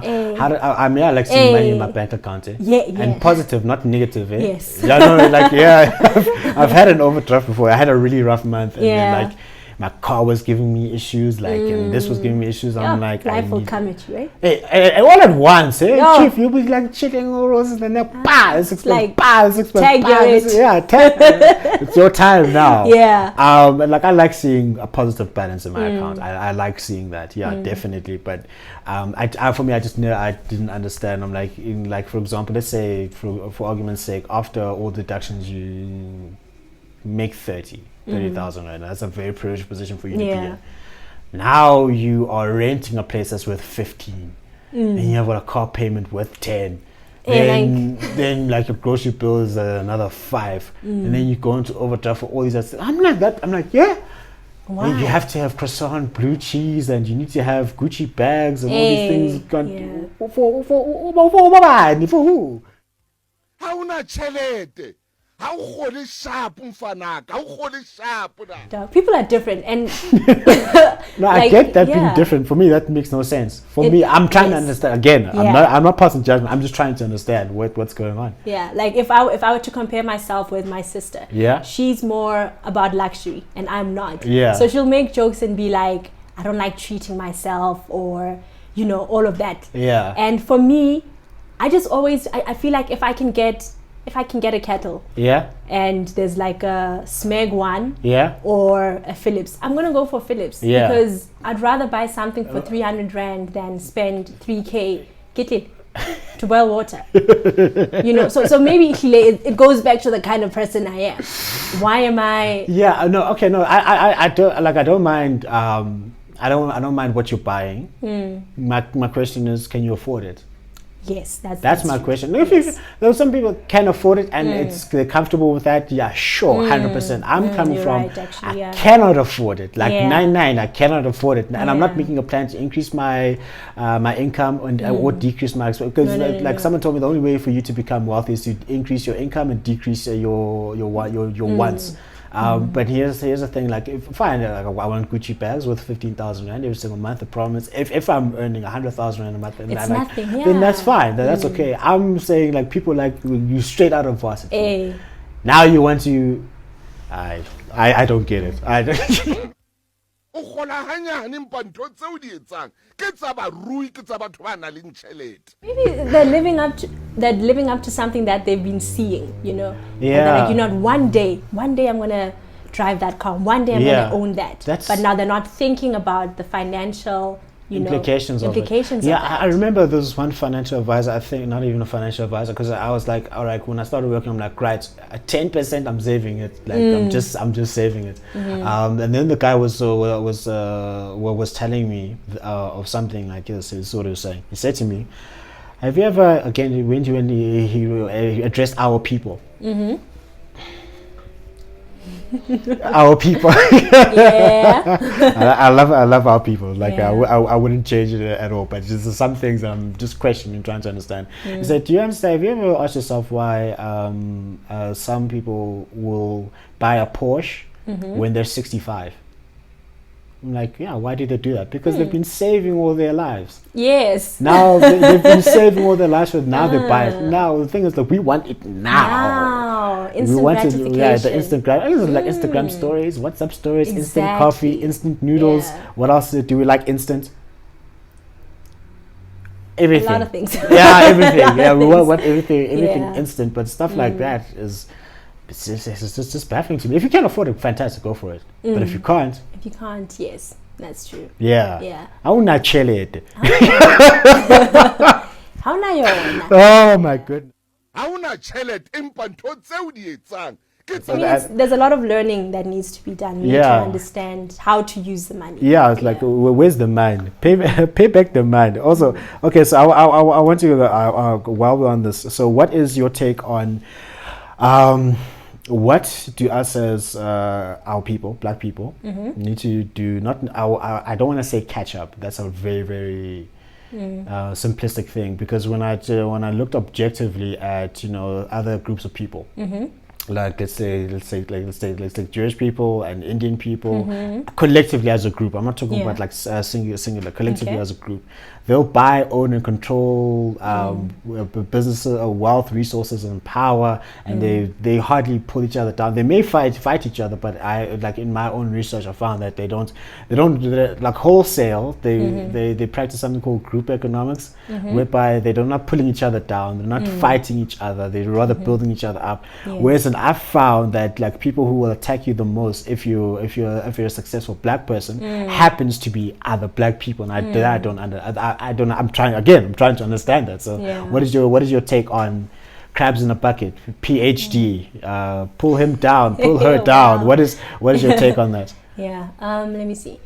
I think it probably goes hand in hand with like a lot of hurt and Yeah, pain. Because a lot of people feel that they think that Njabulo being blessed is taking away from my plate. Oh, And that's not the case, is it? because I will never be Njabulo. That's a like a competitive mindset, like I think so. a very competitive mindset with somebody else, which is okay. You know, thinking that if someone that looks like me is getting this and this and this, that means I'm not going to get it. Now you're taking the full pie. Yeah. That's from my point of view, that's what I keep seeing. And we need to understand that we are all different people. True. You know, True. like the same way I'm going to have my podcast, you and I are different people. The way Completely we different. interpret things, the way we handle things is so different that if anything, we could probably work together and make this big thing, which is what other groups do. They work together to build these big corporations and, you know, keep the money in the family type of thing. So I think we need to, there's a lot of healing we need to do. We need to love one another. Proper healing. Proper healing. We need to love one another, and we need to love being black. And what I want to go into on that is looking at the things that we are good at. Because now, as a black person, I'm never going to be great at something that someone else, like say an Indian person, whatever they're good at. They're probably good with like business and stuff like that. I'm never, how can I put this? I'm never going to be as great as them because I am not them. I am me. So for me to get ahead, I need to figure out what am I great at, work on that, and help each other to like work on that. If it's like agriculture, if it's like, you know, go back to what black people have always been good at. You know?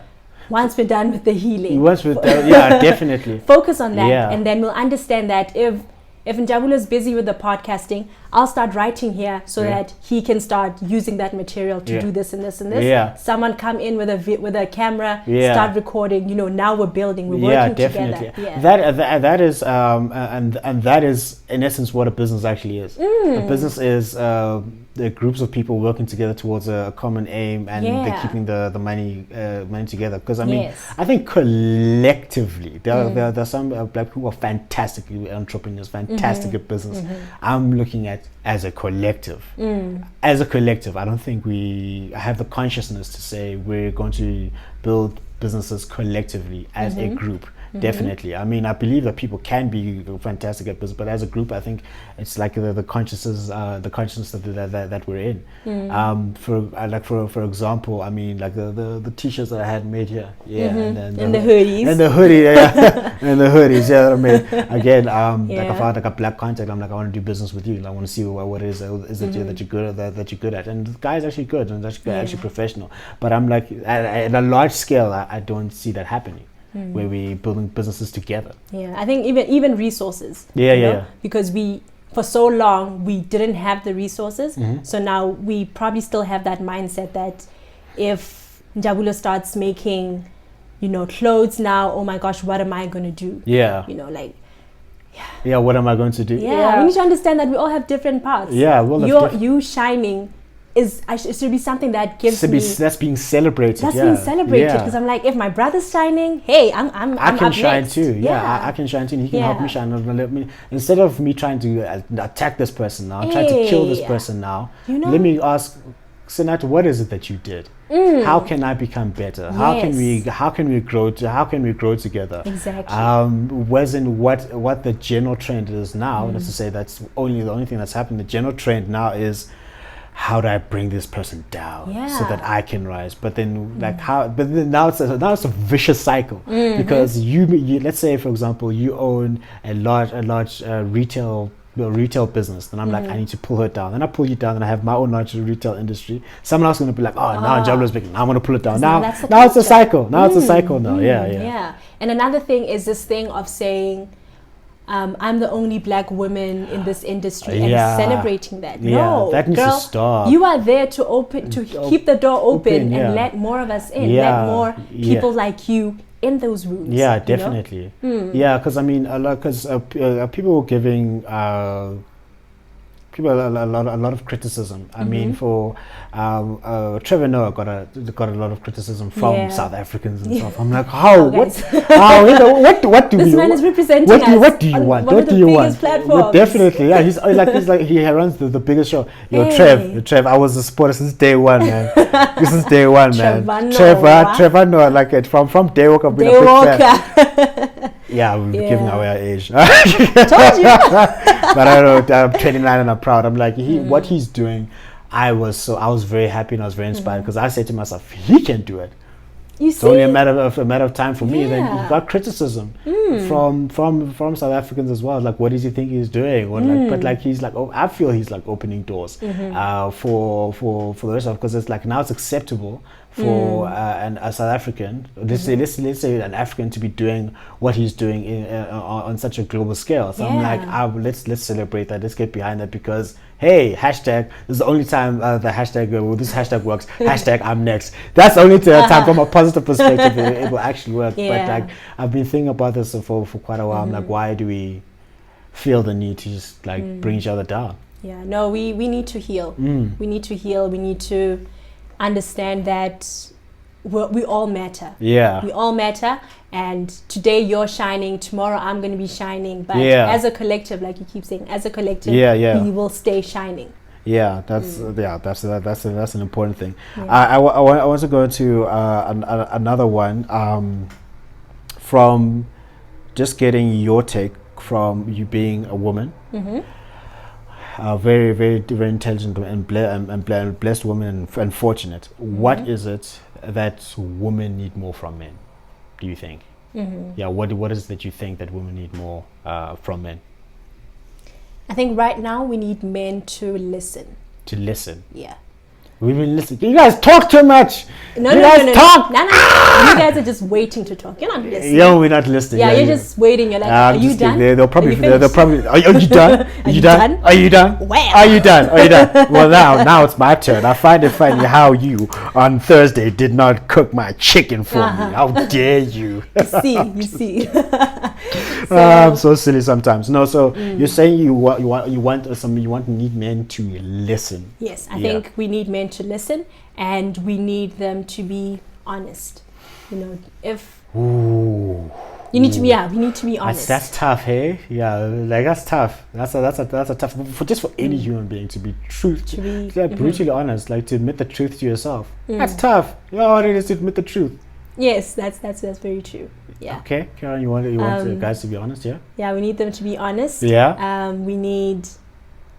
Now I'm using my trail of thought. No, I was like, so what do women need more from men? You say you want us to be honest? Yes, we want you to. I think it's best for you guys to be honest. Yes, to be honest and to listen, because now for so long there's this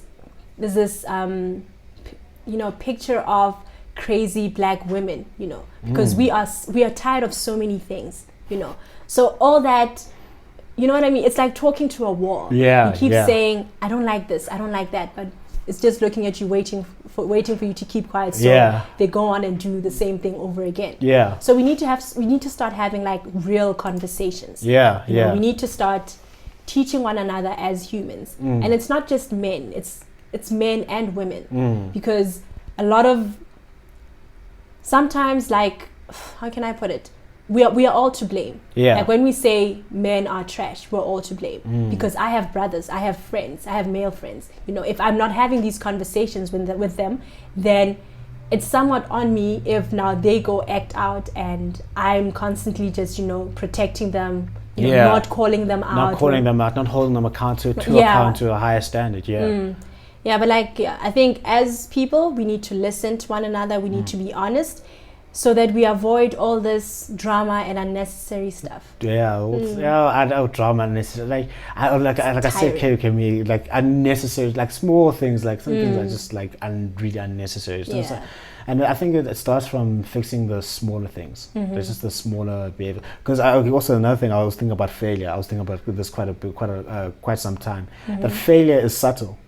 You don't wake up one day and you kill yourself. You don't wake up one day and the house is on fire. Yeah. Or you don't wake up one Paper. day and you're bankrupt. And it's all those small disciplines, all the small errors in judgment repeated every single day. Yeah. And the only reason that you repeat an error in judgment every single day is because the consequence doesn't hit you now. Yeah. Because, for example, let's say if you said something and the consequence hit you now, you'd be like, whoa, wait, I'm not going to do that. But for example, you exact a behavior and the consequence doesn't hit you now, it will keep building and it'll keep building and Very building, and then one day there's this big cataclysmic event, like, oh my God, what happened? But like that's I think the failure is subtle. It's like a small things, errors in judgment that you do every day. Yeah. And I found that wisdom is learning early what will lead you to failure. And the best way is for you to learn from another person. That goes to you want to learn, unlearn, and relearn. Yeah. How did you get to the point where you say I'm going to learn, unlearn, and relearn?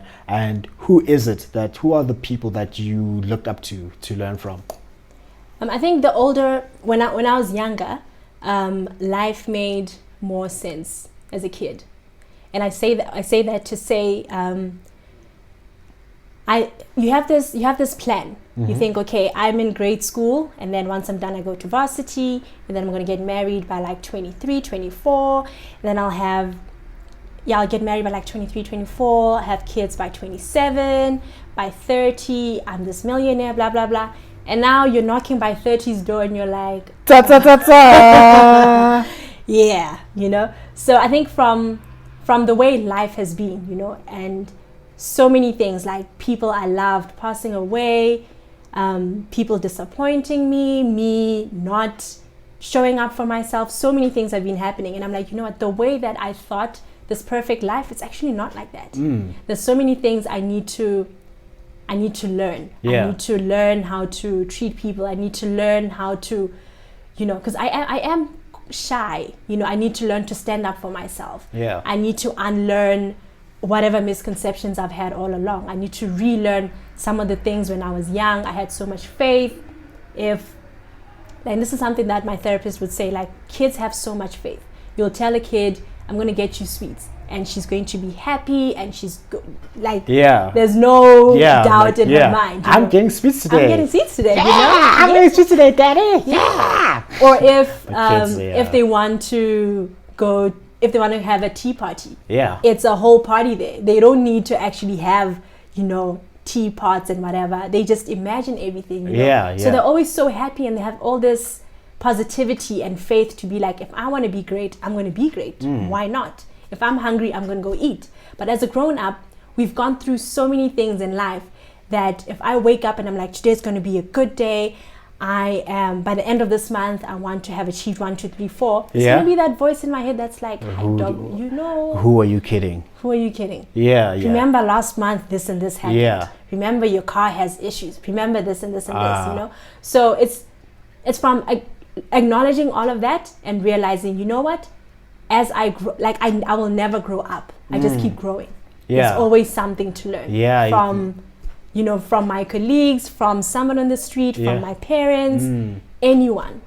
So you believe you can learn a lesson from every situation and anyone? I believe a that. lesson, yes. Whether it's a good or bad situation. Yes, most definitely. Definitely. So it's like more on a personal level, which is the biggest perceived failure you've been through in your life? Like, where you wake up and like, oh, what a complete mess up of an event.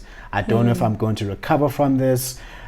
I don't know if I'm going to make it out of this. What is like that big failure thing? Because I feel that people don't want to learn from failure. Yeah. If the failure had seminars, I think I would go, but we don't want to pay them. Yeah. I think Jim Rohn said that. It's like if there's failure, Jim Rohn said that if failures had seminars, it would be good for you. It would be good for you to go because failure can be your best teacher. Yeah. What is a major failure that you went through, and what did you learn from it? I think, off the top of my mind, the one thing that I'm not sure if it's a failure, but I felt I failed at it. Yeah. Was my aunt, who was like she was like my mom. She was like my best friend. And once I grew older, I realized that she wasn't this super person that I thought she was. this amazing, perfect human. I started to see that she's actually just human. So Superman became Clark Kent type of thing. You know, and I didn't spend much time with her anymore. I would just ignore her. I'd just be like, it's whatever. And when she passed away last year, that's when it hit me, and I was like, this thing of, I don't know, like, I just felt like, I shouldn't be putting people on pedestals, and then when they don't live up to all my ideas, now I'm somewhat I wouldn't say I cancelled her, but the relationship changed, so I somewhat cancelled her. Now she's gone, and I'm just like, oh damn, I shouldn't have done that. As in gone, like like passed away, type of thing. Now it's just like, it's a very painful thing. So I feel like a part of me, I did fail her in that I was very selfish with that. So I'm learning to accept people for who they are, because I am far from perfect. If I expect people to accept me the way I am, I should give that same energy back to them. True. So I think it's that. And maybe relationships for a while, because I was scarred, and then I was like, never again. You'll never see me again. You'll never see me again. Bangmina, you'll never. So I've learned. I'm learning, but I think I've learned. You think you've learned? Hey, I think that's what I think that's the vision Kevin Hart said when he came up with that skit. It's like we should dress up someone in a shirt that says failure, and just walking up to him like, hey, you're gonna learn today. You're gonna learn today. Learn what failure is going to teach you today. And most of us, I'm like, no, you can keep that lesson to yourself. I think that was one of the things. But it's just learning that, I can't control everything. I have to actually live through it. I can't just stop living. It speaks back to Tony Robbins. What he talked about is like the 6 human needs. And one of them is like, many people find themselves in needs, like in 2 main needs. That's like the primary survival needs. That is significance. I need to be somebody. Actually, that's what it is. Penny just dropped. That's why people want to just attack people on social media, because they want to be significant. They want relevance. Okay, I get it. But it's nice to be seen, eh? Yeah, but for what though? Like let's not make it toxic, but it's good to be seen, but at what cost? I don't know. Well, I'm saying, like, in the context of say at work, if I work really hard, I want to be but what do you want to be seen for? That's the question. Now it's good to be seen. So it talks about significance. You're important. That's why people go for doctorates and masters and certifications and leadership positions and titles and money. That's significance. So that's the significance that drives them. Actually, open up my mind up to something else. Let me just write that down. See, I told you guys I'm in school. This is my tat. Did you hate that? Hey, so not have you done your tat?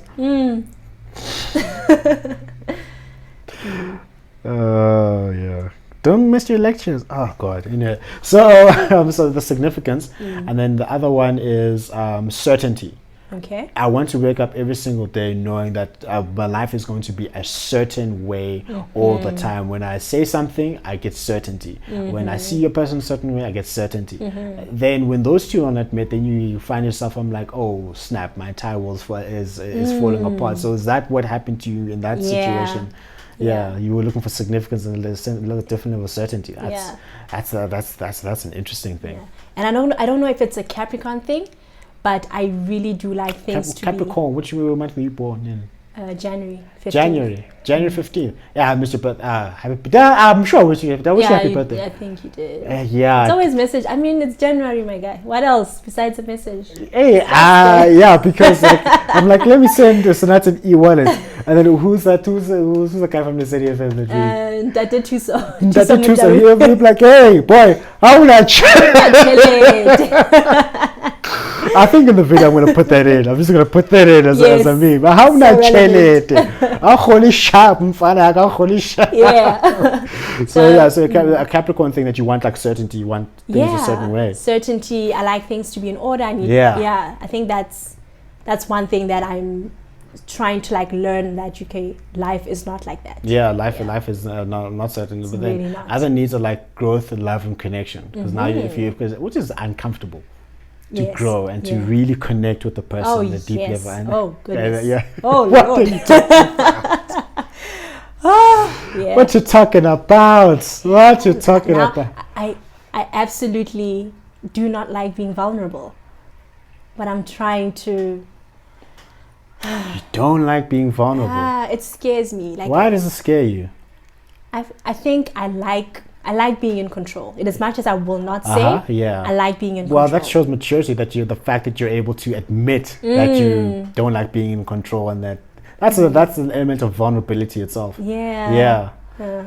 So what does it make you feel when you're like, oh my gosh, this person's actually seeing me for how vulnerable I really am? I feel naked.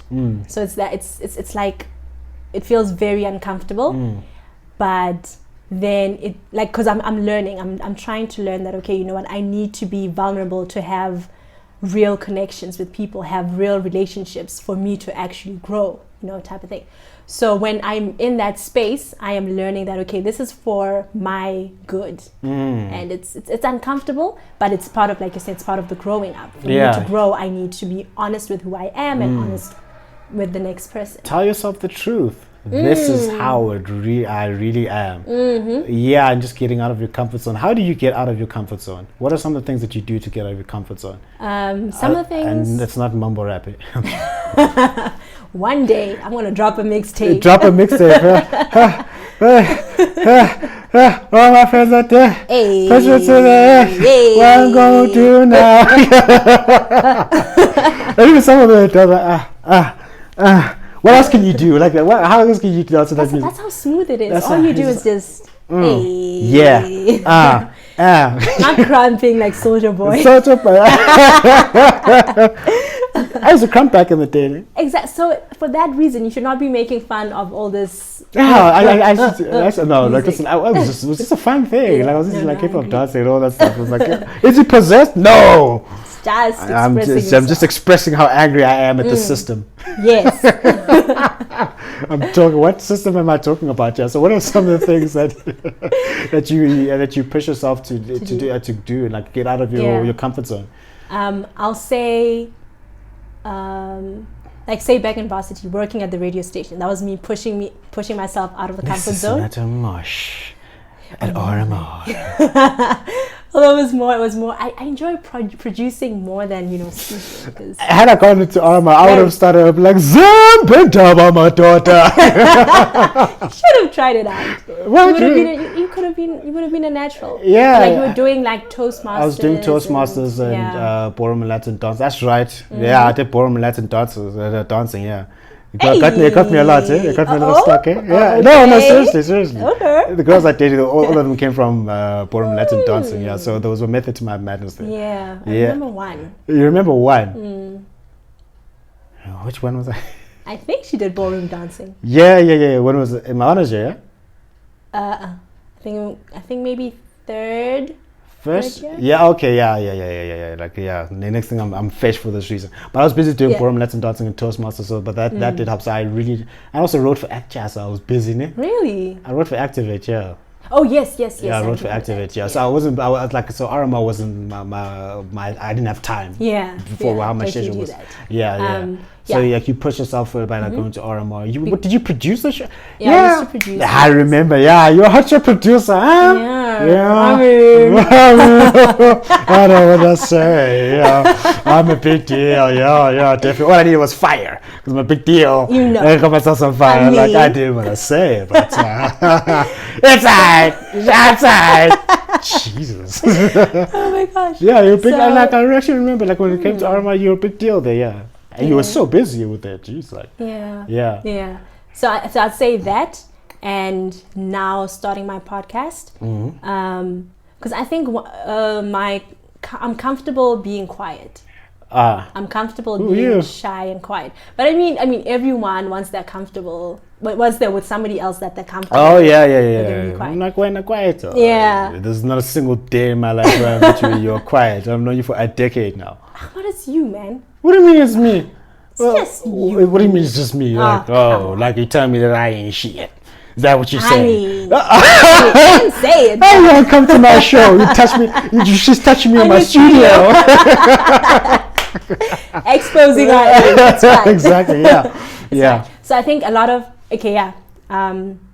podcast and radio. Yeah. Because I find my comfort zone is just being quiet in the corner, listening to people. I enjoy listening to people, but getting my voice out there, it's very scary. Like, dude, I get tired when I speak English, for too long. And then sometimes like my nose clog up. It's very, very stressful. So I push myself and I'm like, Snat, it doesn't make sense. You're tired of speaking English. You've been speaking this language all your life, dog. You in there. Yeah, so... Came in a boat, don't worry. Yeah. So someone else might be like, wait, what do you mean you're shy? You have worked on radio, now you want to do a podcast, you can't be shy. I'm really shy. That is me. Okay. So getting out of my doing shell. things that cause you to not be shy, that Yes. force you to not be shy, is Yeah. you trying to overcome your shyness. Yes. Got you. Yes. Got you. Yeah. So like that's the thing, like putting yourself out more out there. Yes. Yeah, Yes. and that's a very brave thing to do. Yeah. It's a very, very brave thing to do. I remember hearing a story from Toastmasters, one of the best personal development and leadership organizations in the world. If you're not part of a Toastmasters club, you should get on that train right now. What are you waiting for? Like, I'm a product of Toastmasters. Thank you very much. And Toastmasters pay me for the ad space. What? Okay. I'm a business pillar, you know. Big facts. I'm not a businessman. I'm learning. I'm taking notes. I'm not a now. businessman. I'm a businessman. Man, Let me handle it's my business. Damn. There we go. Come on now. So this lady in Toastmasters, her story was amazing. It was like talking about being uncomfortable, putting yourself in that situation. She was afraid to say her name, and to, like, for example, like I go to you and you're like, "Hey, my name is Sonati," and then what's your name? And I'll be like, shy away. So then, like, that she put herself in that situation where she was able to start communicating. She's not like the best in the world, but that's not the point. The point is like that personal development. So that's a brave thing for you to do, to say, I'm shy and I'm going to go out there and really go off and change it. Yeah, man. Yeah, it's amazing. So is a person of immense courage. Number one, she like she comes out here telling me that mumble rap is the best genre in the world. Then she touches me on my studio, telling me that I ain't shit. And then how many strikes? Just so I know when I should start running. When you can start running? I've got you already. All I'll do is like I'll resort to my form of technology. Black magic. I want to go and to talk to you about issues more of the spirit and not really being controversial on this, and let's talk about responsibility, people taking accountability for yourself, and not blaming things on spiritual forces. Okay. It happens way too often because I've been black a long time. A very long time. I've been black a very long time. I love EDM, but I've been black a long time. Okay, and not to say that's exclusive to being black, because it happens worldwide. Whereby, for example, something will go wrong. For example, I'll be in a car accident, or I'll lose a job, or I'll get stolen from, or a relationship will fail, and the very first thing I say, man, you see, that's okay. This I'm bewitched, I'm hexed. That's what, like, it's Friday the 13th type of thing. It has to be that aunt who doesn't like me, or it has to be that coworker that doesn't. And I also like I did research in the medieval times. They were actually witches. That's why they were used to go for witch hunts, and they would put like curses on you. Whether those things are actually credible or not, that's not what I want to debate. What I want to debate is like placing personal responsibility externally on whether it's witchcraft or spirits, like as something spiritual that's out there. What is your take on that? Okay, I honestly believe that as humans, we are spiritual beings. And we're also here in the physical. So we can't. For me personally, I will not totally shut it down and be like, all the spiritual things is like, you know, fairy tale stuff or whatever. Yeah. Because I believe in energies. Yeah. Whether you believe in God or Jesus or whichever Whatever denomination, Yeah, you know, yeah. at the end of the day, the biggest thing is energy. Yeah. And I believe that is something that we can all feel. True. You know? So in the instance where, okay, now everything is going wrong in my life and I'm like, oh my gosh, somebody unloyal. One, I hate being a victim. Yeah, you hate. There we go. You hate hate being a being a victim, victim, you know? because now you're not in control. Now I'm not in control, you know. So when something like that happens, it's more like a sign that something is not right. You know, for so many things to be going wrong, something is not right. So now I have to get up and either find out what's going wrong or fix it or focus on my positivity to build myself back up again. Yeah. I'm not going to sit down and cry and say everything is going wrong. Yeah. You know, somebody unloyal, because there's no way someone else's God is going to be stronger than my God. There's no way someone else's energy is going to have so much power in my life and tear my life down, type of thing, you know? Yeah. So I understand someone that would say, I just understand you acknowledging that, okay, there's something wrong. Yeah. Either it's me physically, either it's me, you know, spending money on things I shouldn't be spending. Yeah, now yeah. I'm crying, saying somebody, or young lawyer. Yeah. Or I'm carrying on doing my life, living my life the best way I can. But something keeps interfering in my life and in my energy. So now it's for me to get up and be like, okay, whoever I'm praying to, let me start praying. Let me get all my weapons in order. If I don't pray, if it means meditating or if it means, you know, going out to find a new skill to get more, you know, being practical. Doing something. you know, because I think energies are very, very much alive. Yeah, definitely. Yeah, so but the thing is, like, so what you're saying, like, what I loved, I absolutely love what you said. You said, I don't like being a victim. Yes. Yeah, because that's a powerful thing, because I'm not going to contest whether, like, whatever spiritual forces or fate had a hand in whatever misfortune it is. However, I believe the first thing that you should do is, like, what did I not do? Or what did I do that led to this situation? And once you've exhausted what you could have done or what you couldn't have done, then you can be like, okay, what external is there? But too often, like for me, it's just painful. It's just painful for me. I lost patience with that entire mindset. I just lost patience. That's like, I'm just going on a mini rant here. I just lost patience with that entire thing. Like, you can't tell me that everything that's going wrong in your life is down to a spiritual force or a seance or a hex or a spell. Everything. And people that think that way, everything. For example, I failed a course. Did you study? Let's start there. Yes, did you study? No, I didn't study. So how's it a demon or whatever it is? Or let's say, like, your relationship breaks down.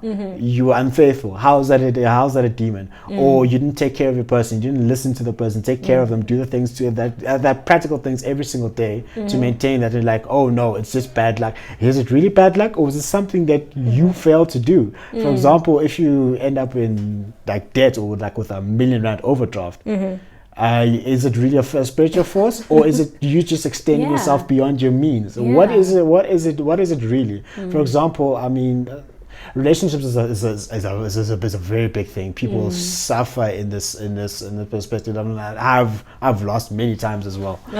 Many times. I've been beaten. I'm not even claiming to be a relationship expert or whatever the case is. I even refuse to even say I'm an expert there. I refuse. But one of the things that I have seen is that when relationships fail, I've seen some people saying, I messed up this way. What can I do to become better for the next person? Yes. Then you've got a person who has a different mindset and saying, Bangloyi, it's not me. No, it's not me. It's the witch somewhere, or it's someone else. That's the problem. But, like, maybe I have issues with communicating, or I have issues with commitment, or I have issues trying to understand the other person. And then I go from one relationship to the next one, to the next one. And now I become the DJ Khaled of just jumping from relationship to relationship. Another one, and you're not altering the behavior that's leading you to the same result. I was speaking to another friend, my guest before for you. And I was saying that there's an executive I knew who ran a division that was hadn't made money for 7 years. He stayed there and then brought in so many different team members. Teams will, like team of 8 will come, then they leave. Team of 8 will come, then they leave. Team of 8 will come, then they leave. Okay. Over 7 years, but he's still there. So what's the issue?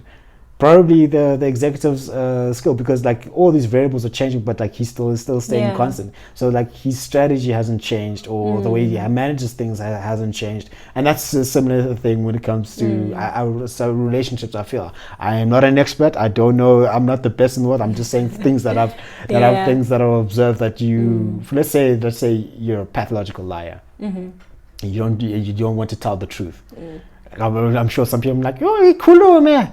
Amen. Uzwile. Yekukamba manga. Stop lying. Let's say you're a pathological liar, let's say. And that causes your relationship to crumble, right? Yeah. And then then it fails. I'm like, let me go to the next relationship, but I'm still a pathological liar. That fails. And then I go to no, it's a pathological liar. I'm like, oh, it must be a demon. No, it's not a demon. It's you. You're the common denominator. You're the common denominator. You go fix yourself.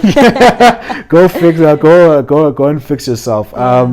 So we've been at it for almost 2 hours now. Really? I told you this is how it's gonna go. I told you. Wow. I told you.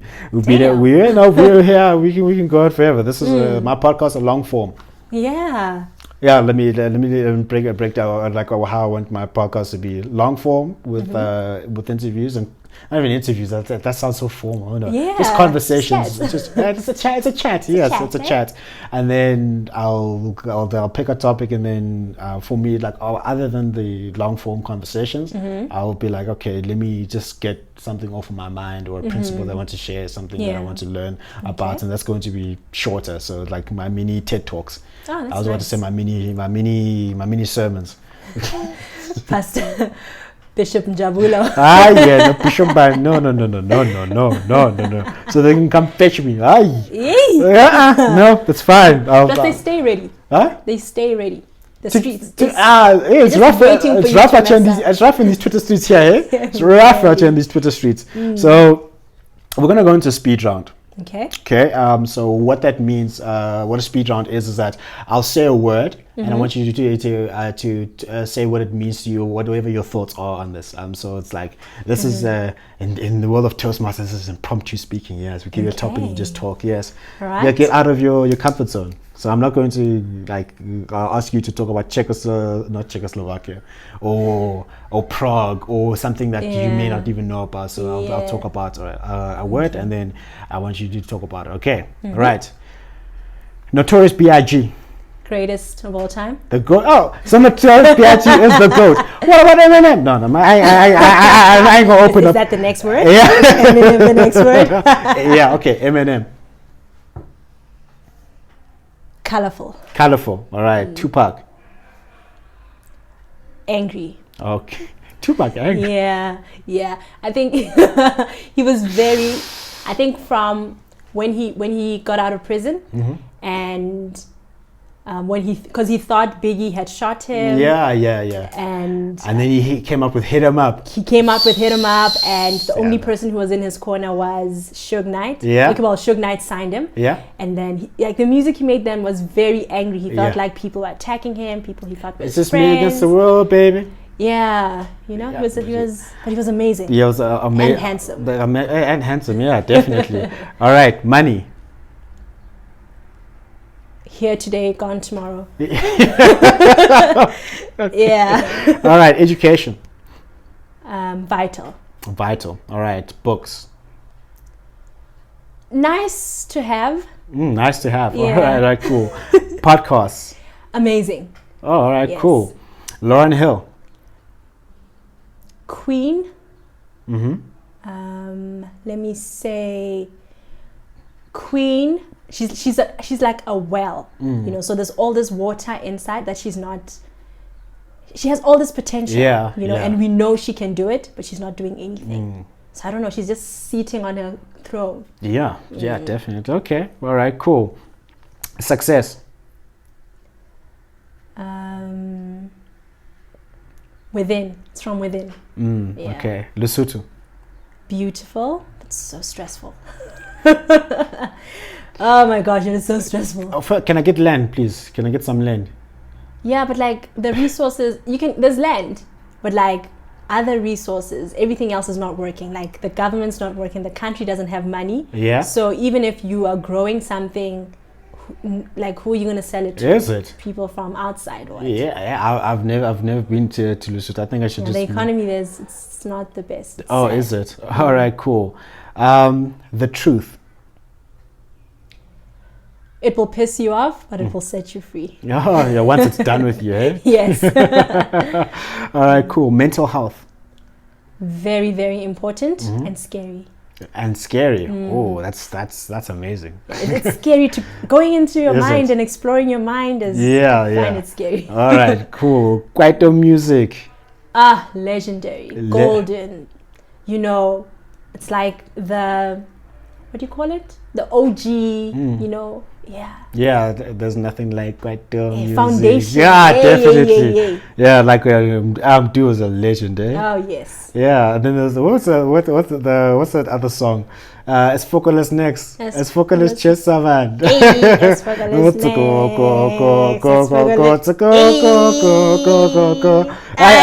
to that broken. I listened to that song broken. Yeah, then why you for me? Why I went up for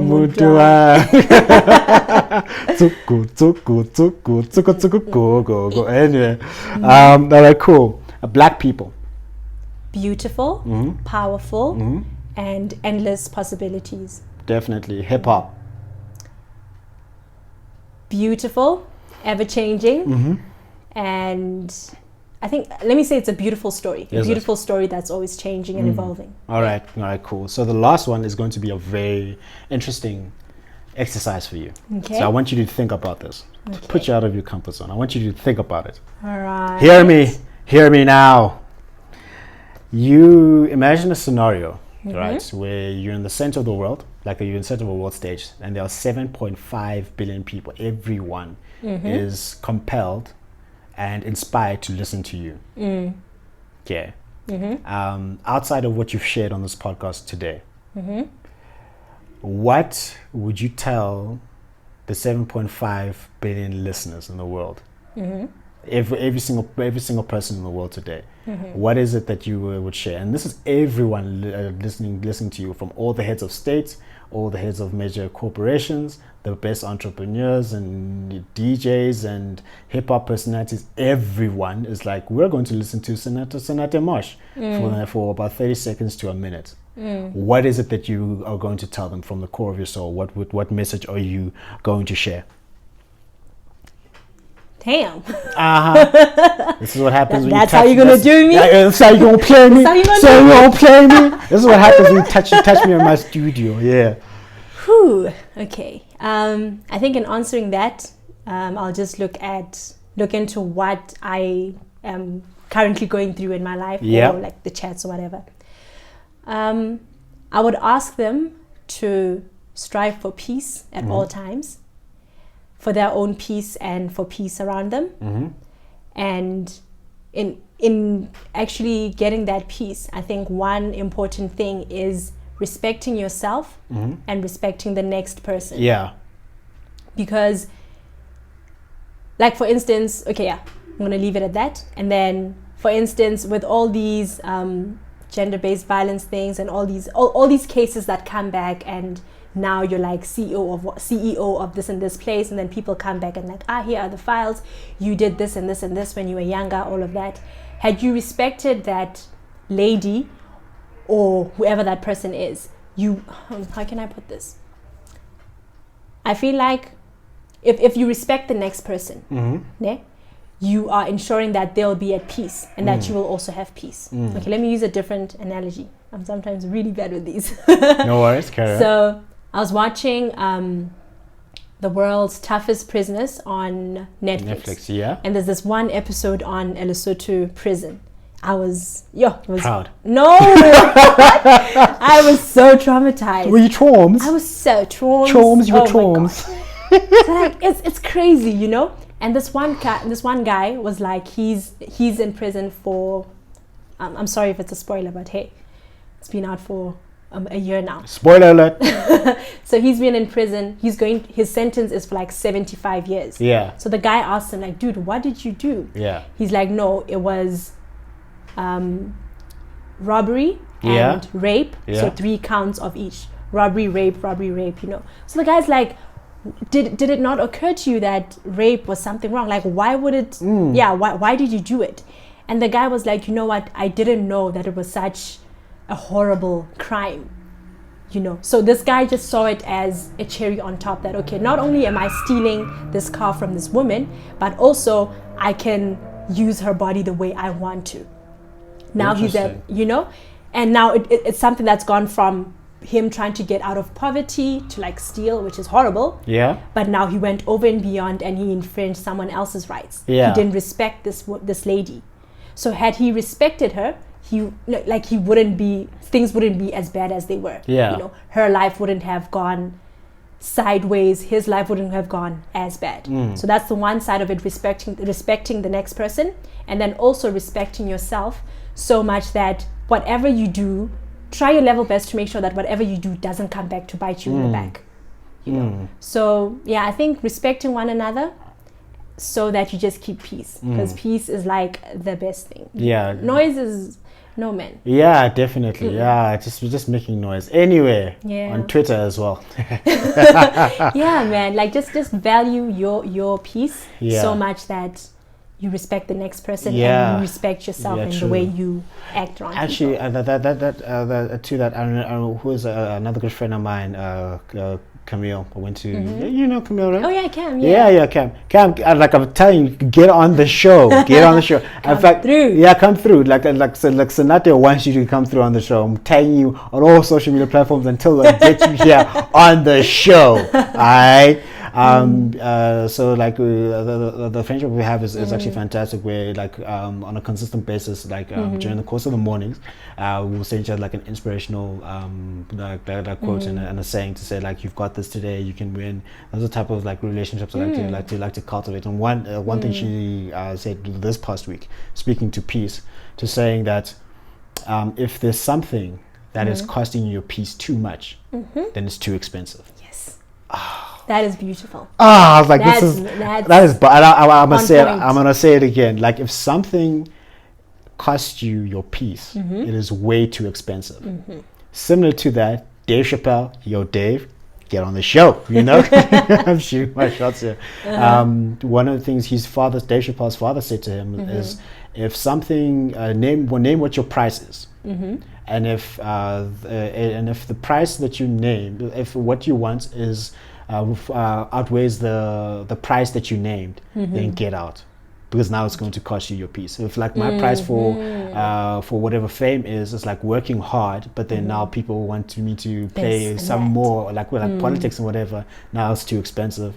Get out. Yes. So that's the thing. That's I think we can leave that there on a good note. Like, if something she's talking about, like Sonata says you want peace, and what I got from Cam, if it costs you your peace, it's too expensive. And with that, we conclude this episode of the NJ podcast. This is episode number 11. Ooh. Yeah, number 11. I'm putting up real numbers. So remember, guys, that's me with Sonata and Mosh. How can people reach you on socials if you want them to reach you on socials? On socials, I changed my handle again. Okay. Yeah. Yeah, so you can hit me up at Hey Senate. Yeah, hey, which one of social is this? Is this on? This is Twitter and Instagram. Twitter those and are the only the platforms that you're on. Yeah, so you guys can go fetch her there. Okay. Come at me. Come at me, haters. Yeah, and then she's going to she'll come up with a mumble rap for you. All these haters are coming from me. Y'all ain't nothing. What? I am going platinum. You're going platinum. Once I drop this mixtape, once I drop these bars. Oh my goodness. So you can hit up on Hey Sonate. And remember, this is me and Njabulo James on the NJ podcast, and that has been Sonate Mosh, fantastic friend of mine. Thank you very much for coming through. Thank you so much. And remember that success is the progressive realization of a worthy ideal. That means you're going after what is truest to your highest values, and not because somebody else is telling you to do so. So be sure to go out there and change the world, because you are the only person that can. That's us signing out. Thank you. That was so nice. Good shit, eh? Oh my was good goodness. You are a natural. Yeah, I've been at this. Yeah, like, oh, look at that. Oh, whoa, look at this. What? Go back. Look at that. She's wearing my hoodie. That's what she's doing. Success in the progress. Just turn around. Shout, turn around. Ah, there you go. Is that? Yeah, there we go. And then like on your left arm, that's the logo's there as well. Well, I don't even know. Oh, I see. This is I'm a nice. thug, man. I'm a thug. Maybe I should come up with merch, actually. Yeah, it's actually really dope. Yeah, it's like nice. it doesn't fit me. So can I keep it? No, you're not allowed to keep it. It's right? on camera. You're saying no on camera. Yeah, because it's like a sample here, like a sample. So I'm gonna go back to my supplier and be like, I love the hoodie the way that it's sitting right now. Okay. I need one in a bigger size for me, and then I'll decide what I do with that. Like, yeah, I'll give you a discount, and you have to buy it. I'm a business pet. Yeah, definitely. Man. Yeah. So how was that? It was so good. Was it? It was great. Yeah, great. Well, why you say that was great? Because I really don't like talking a lot, eh? Is it? It's not my No, thing. And this is for our outtakes, by the way. Yeah, like You don't like talking. Why don't you like talking, bro?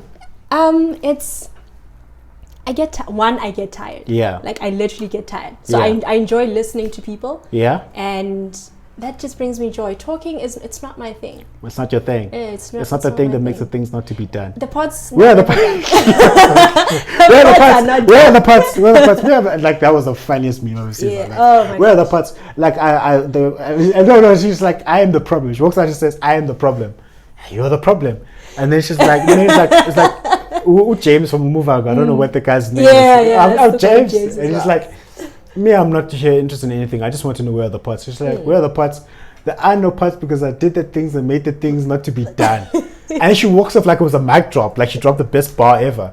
And he's like, I don't know if anyone knows what you're saying. that was the best. I was like, yeah. I laughed. I was like, it's game set match. It's game set match, definitely. Yeah. Oh my goodness. So honestly.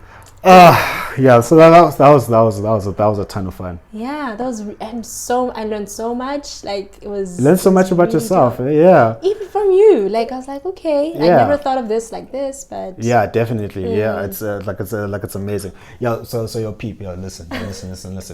She's a princess, okay? Listen, she's a Sutu princess. Like she's a princess. She can get us land. And you keep asking about this land thing. I'm being chachara because for the longest time, like, well, we're taking back the land. I'm like, let's have fun with this entire thing. And I think we messed up the entire thing of land. What's the proper term? Land expropriation without compensation. I think we messed that term up, like a land exfoliation without comprehension. I think Mpho Pops. Yes. He did a fantastic skit about that. Really? He's like, yeah, I'm exfoliating. Yeah. They did the entire skit. Is like, for the first time, black people were doing things that they've never done before. Like the drive past branches, like, yeah, you wanna like. I'm there. If I put a green sticker, that was me. That's me. Yeah, I'm going to exfoliate here. And he went and he did something like on the same sketch. He was like, like we're there with the agent, and it's like, yeah, this has 6 bedrooms and it has a jacuzzi, has everything that you need. And it's like, yeah, I'm here. We'll take it. Yeah, we'll take it. I need to watch this. Yeah, and it's like, so are you going to make an offer? Offer? I'm exfoliating. That's amazing. That's house, amazing. yeah. What's your favorite Trevor Noah skit, by the way? Trevor, come on now. I think it's all like from Daywalker From Daywalker. and 2.0. Yeah, for me, yeah. It was the 8th one where he's like 1, 2, 2, 3, pa. 1, 2, 3, pa. 1, 2, 3. 1, 2, 3. No. Siri Lee. But how? And pa. She doesn't discriminate. For me, my favorite one was. Have you seen Crazy Normal? I think I have. Venicula. Venicula. Venicula, Venicula. Oh my goodness. Oh, that was funny. And then I enjoy him. From Kevin Hart, like, how can I not like the And I do enjoy Kevin. I just can't remember. yeah, real niggas all day, just me by myself on the block, holding it down, gun on my waist, smile on face, not again, in jail, by myself, one gun, one pillowcase, one pillow, didn't nobody write me, it was early, woke up, took a nap, went back to sleep. Yeah, go night, nigga. Yeah, go night, nigga. Yeah, go night, nigga. What? What are you talking about? You write me, I don't know you. That was fun. Yeah. That was funny. Then all right. Hey. Unlearning, eh? That was also I was so sad when he came to South Africa and I couldn't go. You couldn't go. Yeah. It was lit, eh? Is it? It was lit. I remember. So I remember my brother got me tickets. Also, but that guy had Temba has vision. My brother has vision. Remember when he said "Ute Nonke"? Where were you when you got Nonke? Where were you when Nonke happened? By the way, I was. it was 2016. It was 2016. I was probably. Wait. I was here. I was in Joburg. I was in Joburg in 2016. Yeah. Yeah. No, he's a very vocal person, and I respect him a lot. Yeah, for that was obviously you don't have to be nice because I know him. So like for me, the funny thing was like my like I remember I was like I had a rough night out and I was like tired. My cousin walked into my room like he's at it again. I'm like, what is he doing now? No, what is he doing now? I was like, yeah, you see what he did on Twitter? I'm like, no, I didn't see it on Twitter because I'm not on Twitter all the time. Yeah. I'm like, let me go and look at the tweets. So I'm like, and like he gave us 7 verses. I'm like, okay, that's fine. Yeah, property billionaire. He's gonna be a property billionaire. He's telling you he's gonna be a property billionaire. Word. And then the last one, I'm just not going to say the full thing. First, last and foremost, dude, Nonke. I'm like. I'm like, so I was like, hey, what happened? Hey, how you doing? What happened? It's like, I'm just tired of people. I'm like, okay, great. Yeah. I just wanted to make sure. Do you include me in that? Was it me as well? Like so I know. Yeah, so I know was it me or not? Oh, definitely. So so when Kevin was here, he murdered. Murdered, and you were not allowed to use your phones because if you took your phone. Yeah, because I know he does that. Yeah. If you took your phone out, like they'll take this neon light thing. It was at the dome. He was one of the security guards would be like, and they kick you out. They don't care who you are. They kick you out. And then he would go off. Then he did his entire that What Now. He did that show here. What Now? Wow. It was fantastic, and he made me laugh. It was like that's black girls who don't believe whatever it is that you tell them. It's like really, that's you guys really. So that it's wet over there, like, and then you go like really, you go in and you slip. It's like John, when you told me that I was wet there, I'm like. I just told you. No, you didn't make me believe that. I just told you that it was slippery. Did you tell me? Really? That was funny. That was really funny. When's your podcast launching? Huh? First, before we even start that, yo, Camille, you gotta get on the show. Sonata's telling you that you need to get on the show, and she's a princess. She's a princess. She said you gotta get on the show. Face your fears and talk. I'm asking nicely, unlike someone else. You're asking nicely. Yeah, you're suited. This is why she's not here. Because you're busy ordering her. You're like, come here. Ordering her like a put on Mr. Delivery order. Hey. Like estimated time. Yeah, we're asking you nicely coming through the show. It'll be great, man. Yeah, it'll be fantastic. She had a great time. It's not the Mosh had a great time. I did, honestly. Yeah? I did. Yeah, definitely. And your answers were just like, you were also like dropping like some serious bars. I don't want to be a victim.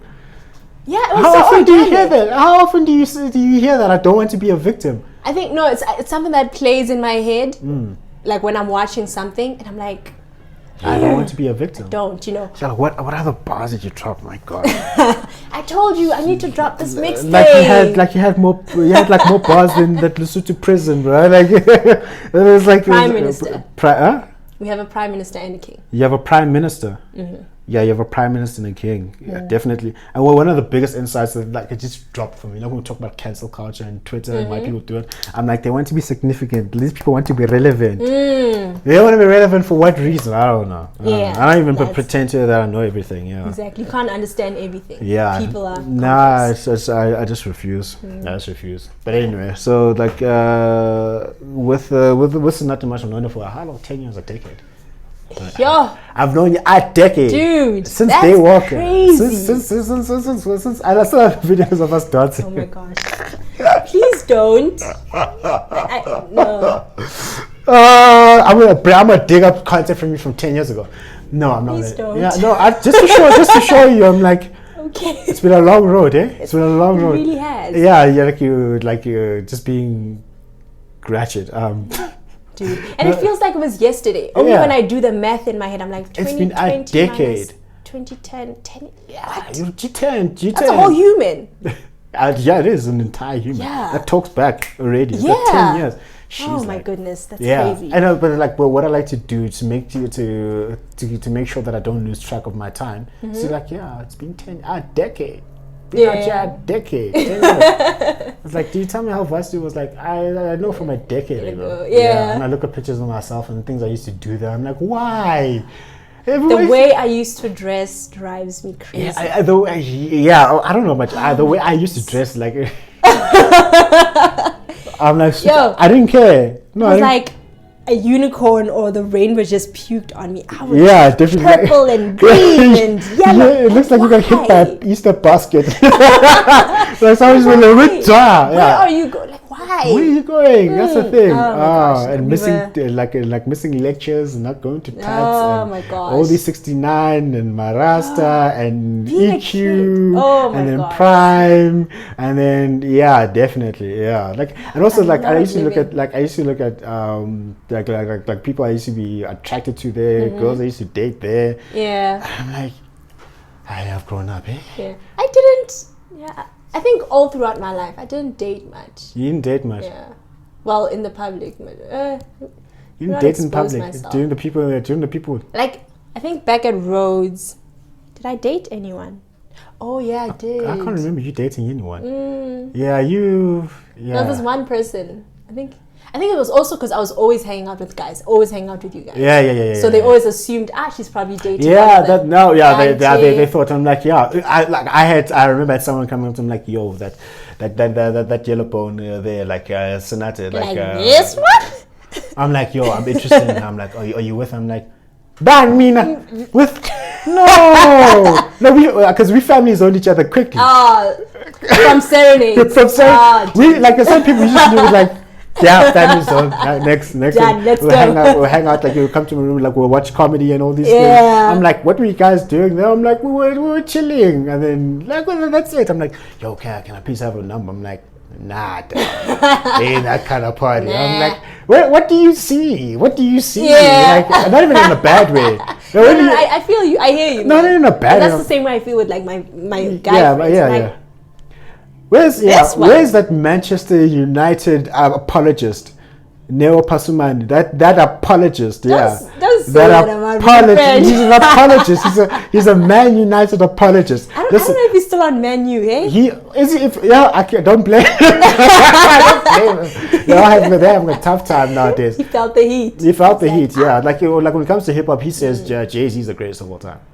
Yes. And I say to him like, no, it's not Jay-Z. He's like, then who? He's ready to fight. Yeah. He's ready to fight. I'm like, KRS-One. He's like, KRS-One. I'm like, he's a hip hop institution. I'm like, maybe he's a hip hop institution. Yeah. I don't want to go up and say it's Eminem. He would have chowed you. He would have gone in. Eminem, but Eminem has a legitimate claim to be the greatest. Honestly. Take away skin color. Why would you not? I think for me, like I keep saying, the Eminem that I knew was the goofy one. Because he swore a lot. He would swear a lot, and I knew not to listen to that music there. So I never really got his catalog. And I feel like him being a white guy and working with because I feel like a lot of people like to credit Dr. Dre and not him. Dr. Dre was there with like the beats and maybe managing him or whatever, but he sat and wrote all those songs, and it's actually amazing. So it's the DRE. I understand why he could be in other people's top fives. But for me and my brand, being a different kind of music. It has nothing to do with his ethnicity. his stuff. Has nothing to do with that. It stirs a controversy. Like people who are into hip hop and they'd be so emotional about it, and I just like to stir up the nest. Just to stir them. So I'm like, they have the greatest of all time debate. No, and it's like people say, Kendrick, I've said Drake, Biggie, Tupac, Rakim.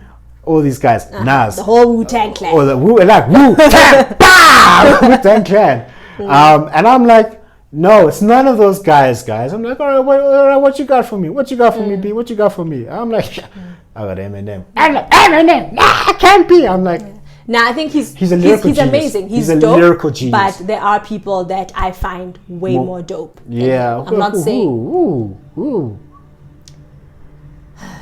Rakim from Wu-Tang. I'll start there. Yeah. Your Biggie. Yeah. Even Busta Rhymes. Busta Rhymes is hot. Bust. I love Busta. He's actually quite good. I haven't listened to him in a while though. Yeah. Even DMX. I prefer DMX to Eminem. I don't know. There's just something. His lyrics were not. His music is not as relatable as. Yeah. Okay. No. It's fair. It's fair. As long as for me the argument is on lyrical prowess and not race. Yes. It has to be on just lyrical prowess because that's where I'm coming from. Because when he came out with Kamikaze, when was it? Not last year, the year before. I liked a few songs on that. Yeah, we are not alike, we're not alike. Yeah, oh my goodness. And I think he released something recently. I actually want to listen to it. Yeah, he released something. Raindrops, drop top. I'm sorry. That's also good. Is it? And I think also with hip hop, because when hip hop started, it was a black thing. So I think a lot of the older generation, they still feel like this is our thing. We did this. Yeah, but 50 Cent came out and said, like, listen, some people don't want to admit that maybe there's a white artist who does the thing better than black artists, and they don't want to because it's admit their it. thing. Yeah, it's our thing. I'm like, listen, I'm not disputing race or whatever the case is. Y'all can come fetch me if you want to fetch me at all. I'm on this whole fetching thing. It's the funniest thing ever. But then I'm just looking at lyrical prowess, and look, if I'm wrong, I'm open to being proven wrong. And also, it's your point of view. Yeah, it's what speaks to you. Yeah, well, it's like what speaks to me. But like, hey, I like EDM, so what do I? I mean, I was so heartbroken when Avicii died. You should have seen how insufferable I was when Avicii died. Did. Oh, he died at 28, and then I was so afraid I wasn't going to make it past 28. Not only because of Avicii, but my uncle, like, who I share the same name as my uncle. Oh, okay, so it was that. He also died at 28. I'm cutting down. Like, I didn't want to go. Before I turned 20, I didn't want to go anywhere. I'm like, I'm a mostly rational guy, but there I was like completely emotional. Like, what if black magic will hit? But like with Avicii, when he died, I was like so hurt. But the reason is that I'm like so emotionally connected to his music. Because like for example, some of the best times that I've had in my life, I can link that to Avicii's music. Yeah, definitely. Yes. That's why I got like this emotional connection to him. So when he died, I understand. I cried. That's right. I cried. No, I cried. Legitimately, I cried. Yeah. And then I went on WhatsApp and I was like, oh my God, all his songs and all these things. Because I can't listen to an Avicii song and not feel good. Yeah. It's impossible. Yeah. I can't. It's impossible for me to feel it. There's like something bad might happen, like really bad. Like people will, someone might pass away, whatever the case is. But just to keep me back in equilibrium, I'll listen to Avicii. I cried. So not that. I watched his documentary and I cried. You know? Oh, shit, yeah, because of the emotional connection that I have to fight for that. I'm like, but I love my EDM. All right. Hard. I love you as I am. Yeah, like I love EDM and Kwaito music. So. I'm a well-rounded individual. Somewhere it makes sense in your head. It's fine, as long as you're happy. Don't be a hater. Don't be a hater. So, like a Hey Shooter. What are you going to talk about on a Hey Shooter? On Hey Shooter, it's basically going to be. It's almost similar to this. It's going to be about people's journeys. Yeah. But more on. We're going to be talking about everything and nothing. So either you talk about your career path, or we're going to talk about, this one day I went to the shopping mall and this happened. Like we're just going to be talking about everything and just learning from one another, learning from each other's experiences, and it's just opening up the conversation. Let's talk. Let's talk. Let's talk. Yeah, So like you keep saying, talking about success. I'm also talking about finding your son. So just believing that everything that happens to you is just trying to finding point my son. Yeah. Like so S-U-N. Oh, son. It's a very common South African thing. I need to find my son. I don't know where this person is. I have a son. I don't even want to put that out into the universe. Somewhere there's a mini Jabuda there. That's just I don't want to put that out into the universe. That looks like you. That looks like me.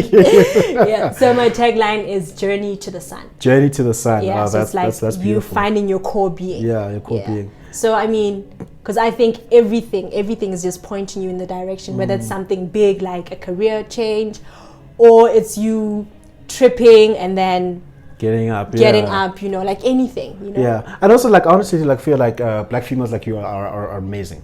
Are amazing given the context within which we operate right now. The fact that you are thinking, you're entrepreneurial, you want to get out there in your comfort zone. We need more of that, I feel. And then I'm of the opinion that like I want females to do well. Yeah.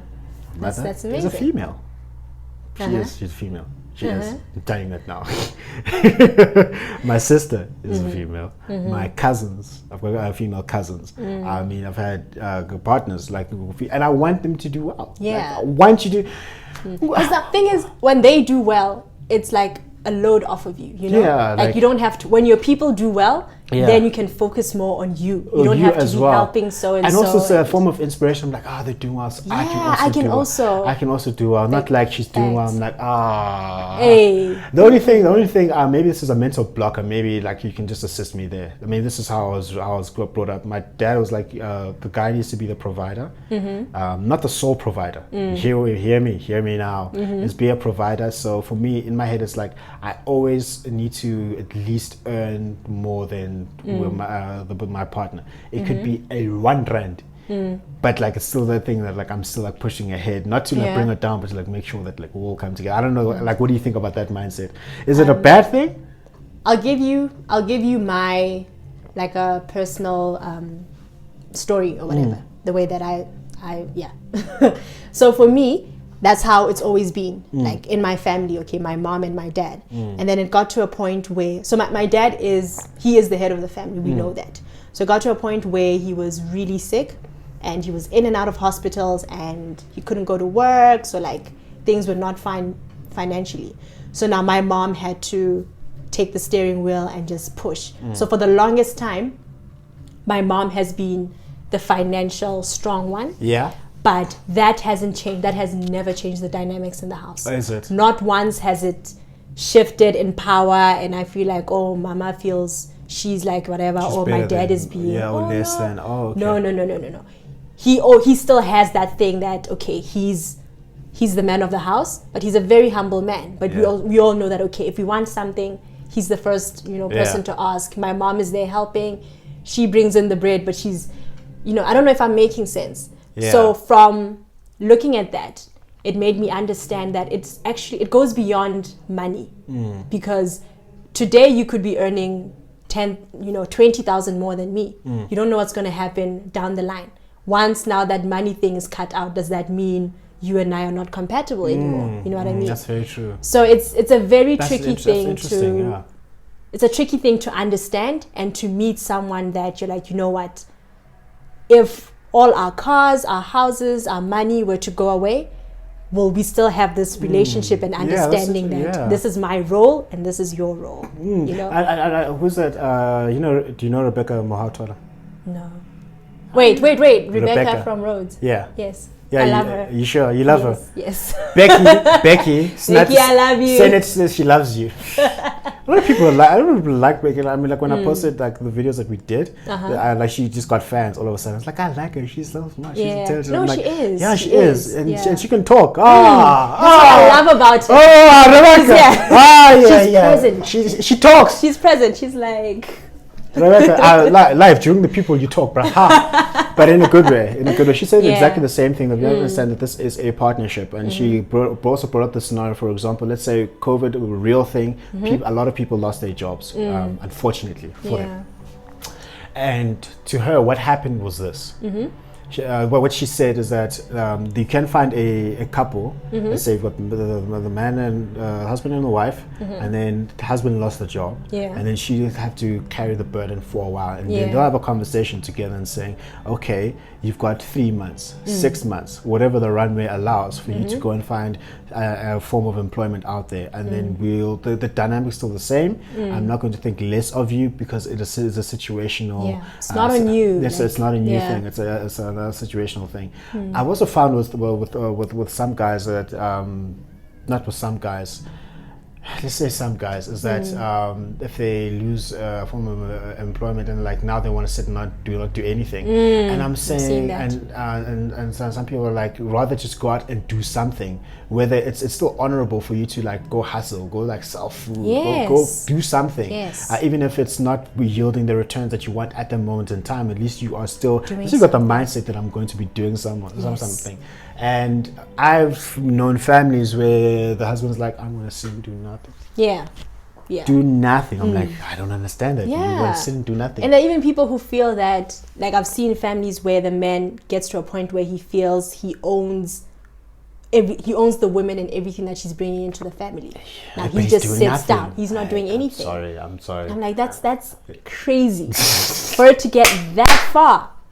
You know, it's crazy. I'd clap. And no, there's no ways. There's definitely no ways. Another thing I just wanted to ask you: why are some women really angry? What is really making you guys angry as a collective?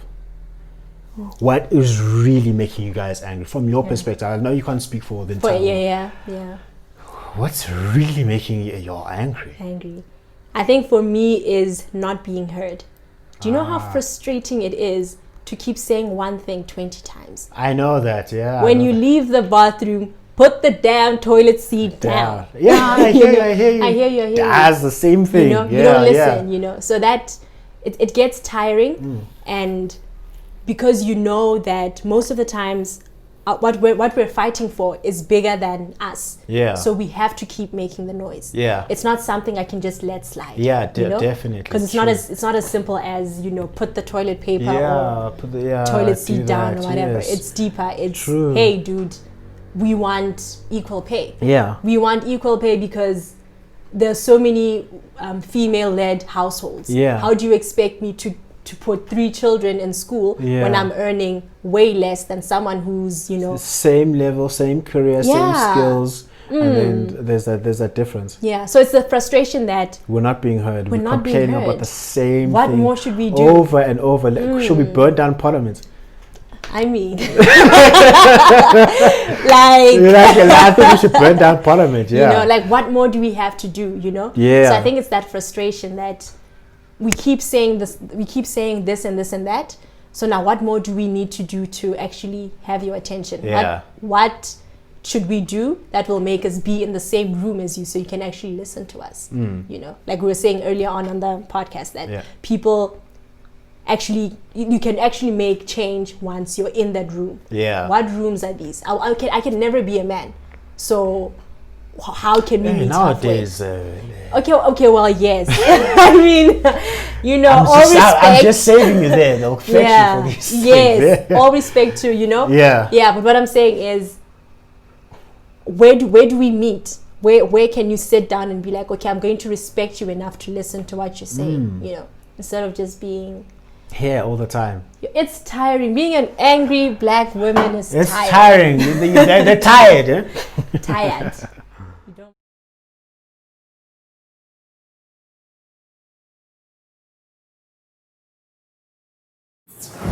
Success is the progressive realization of a worthy ideal. I'm gonna show you how great I am.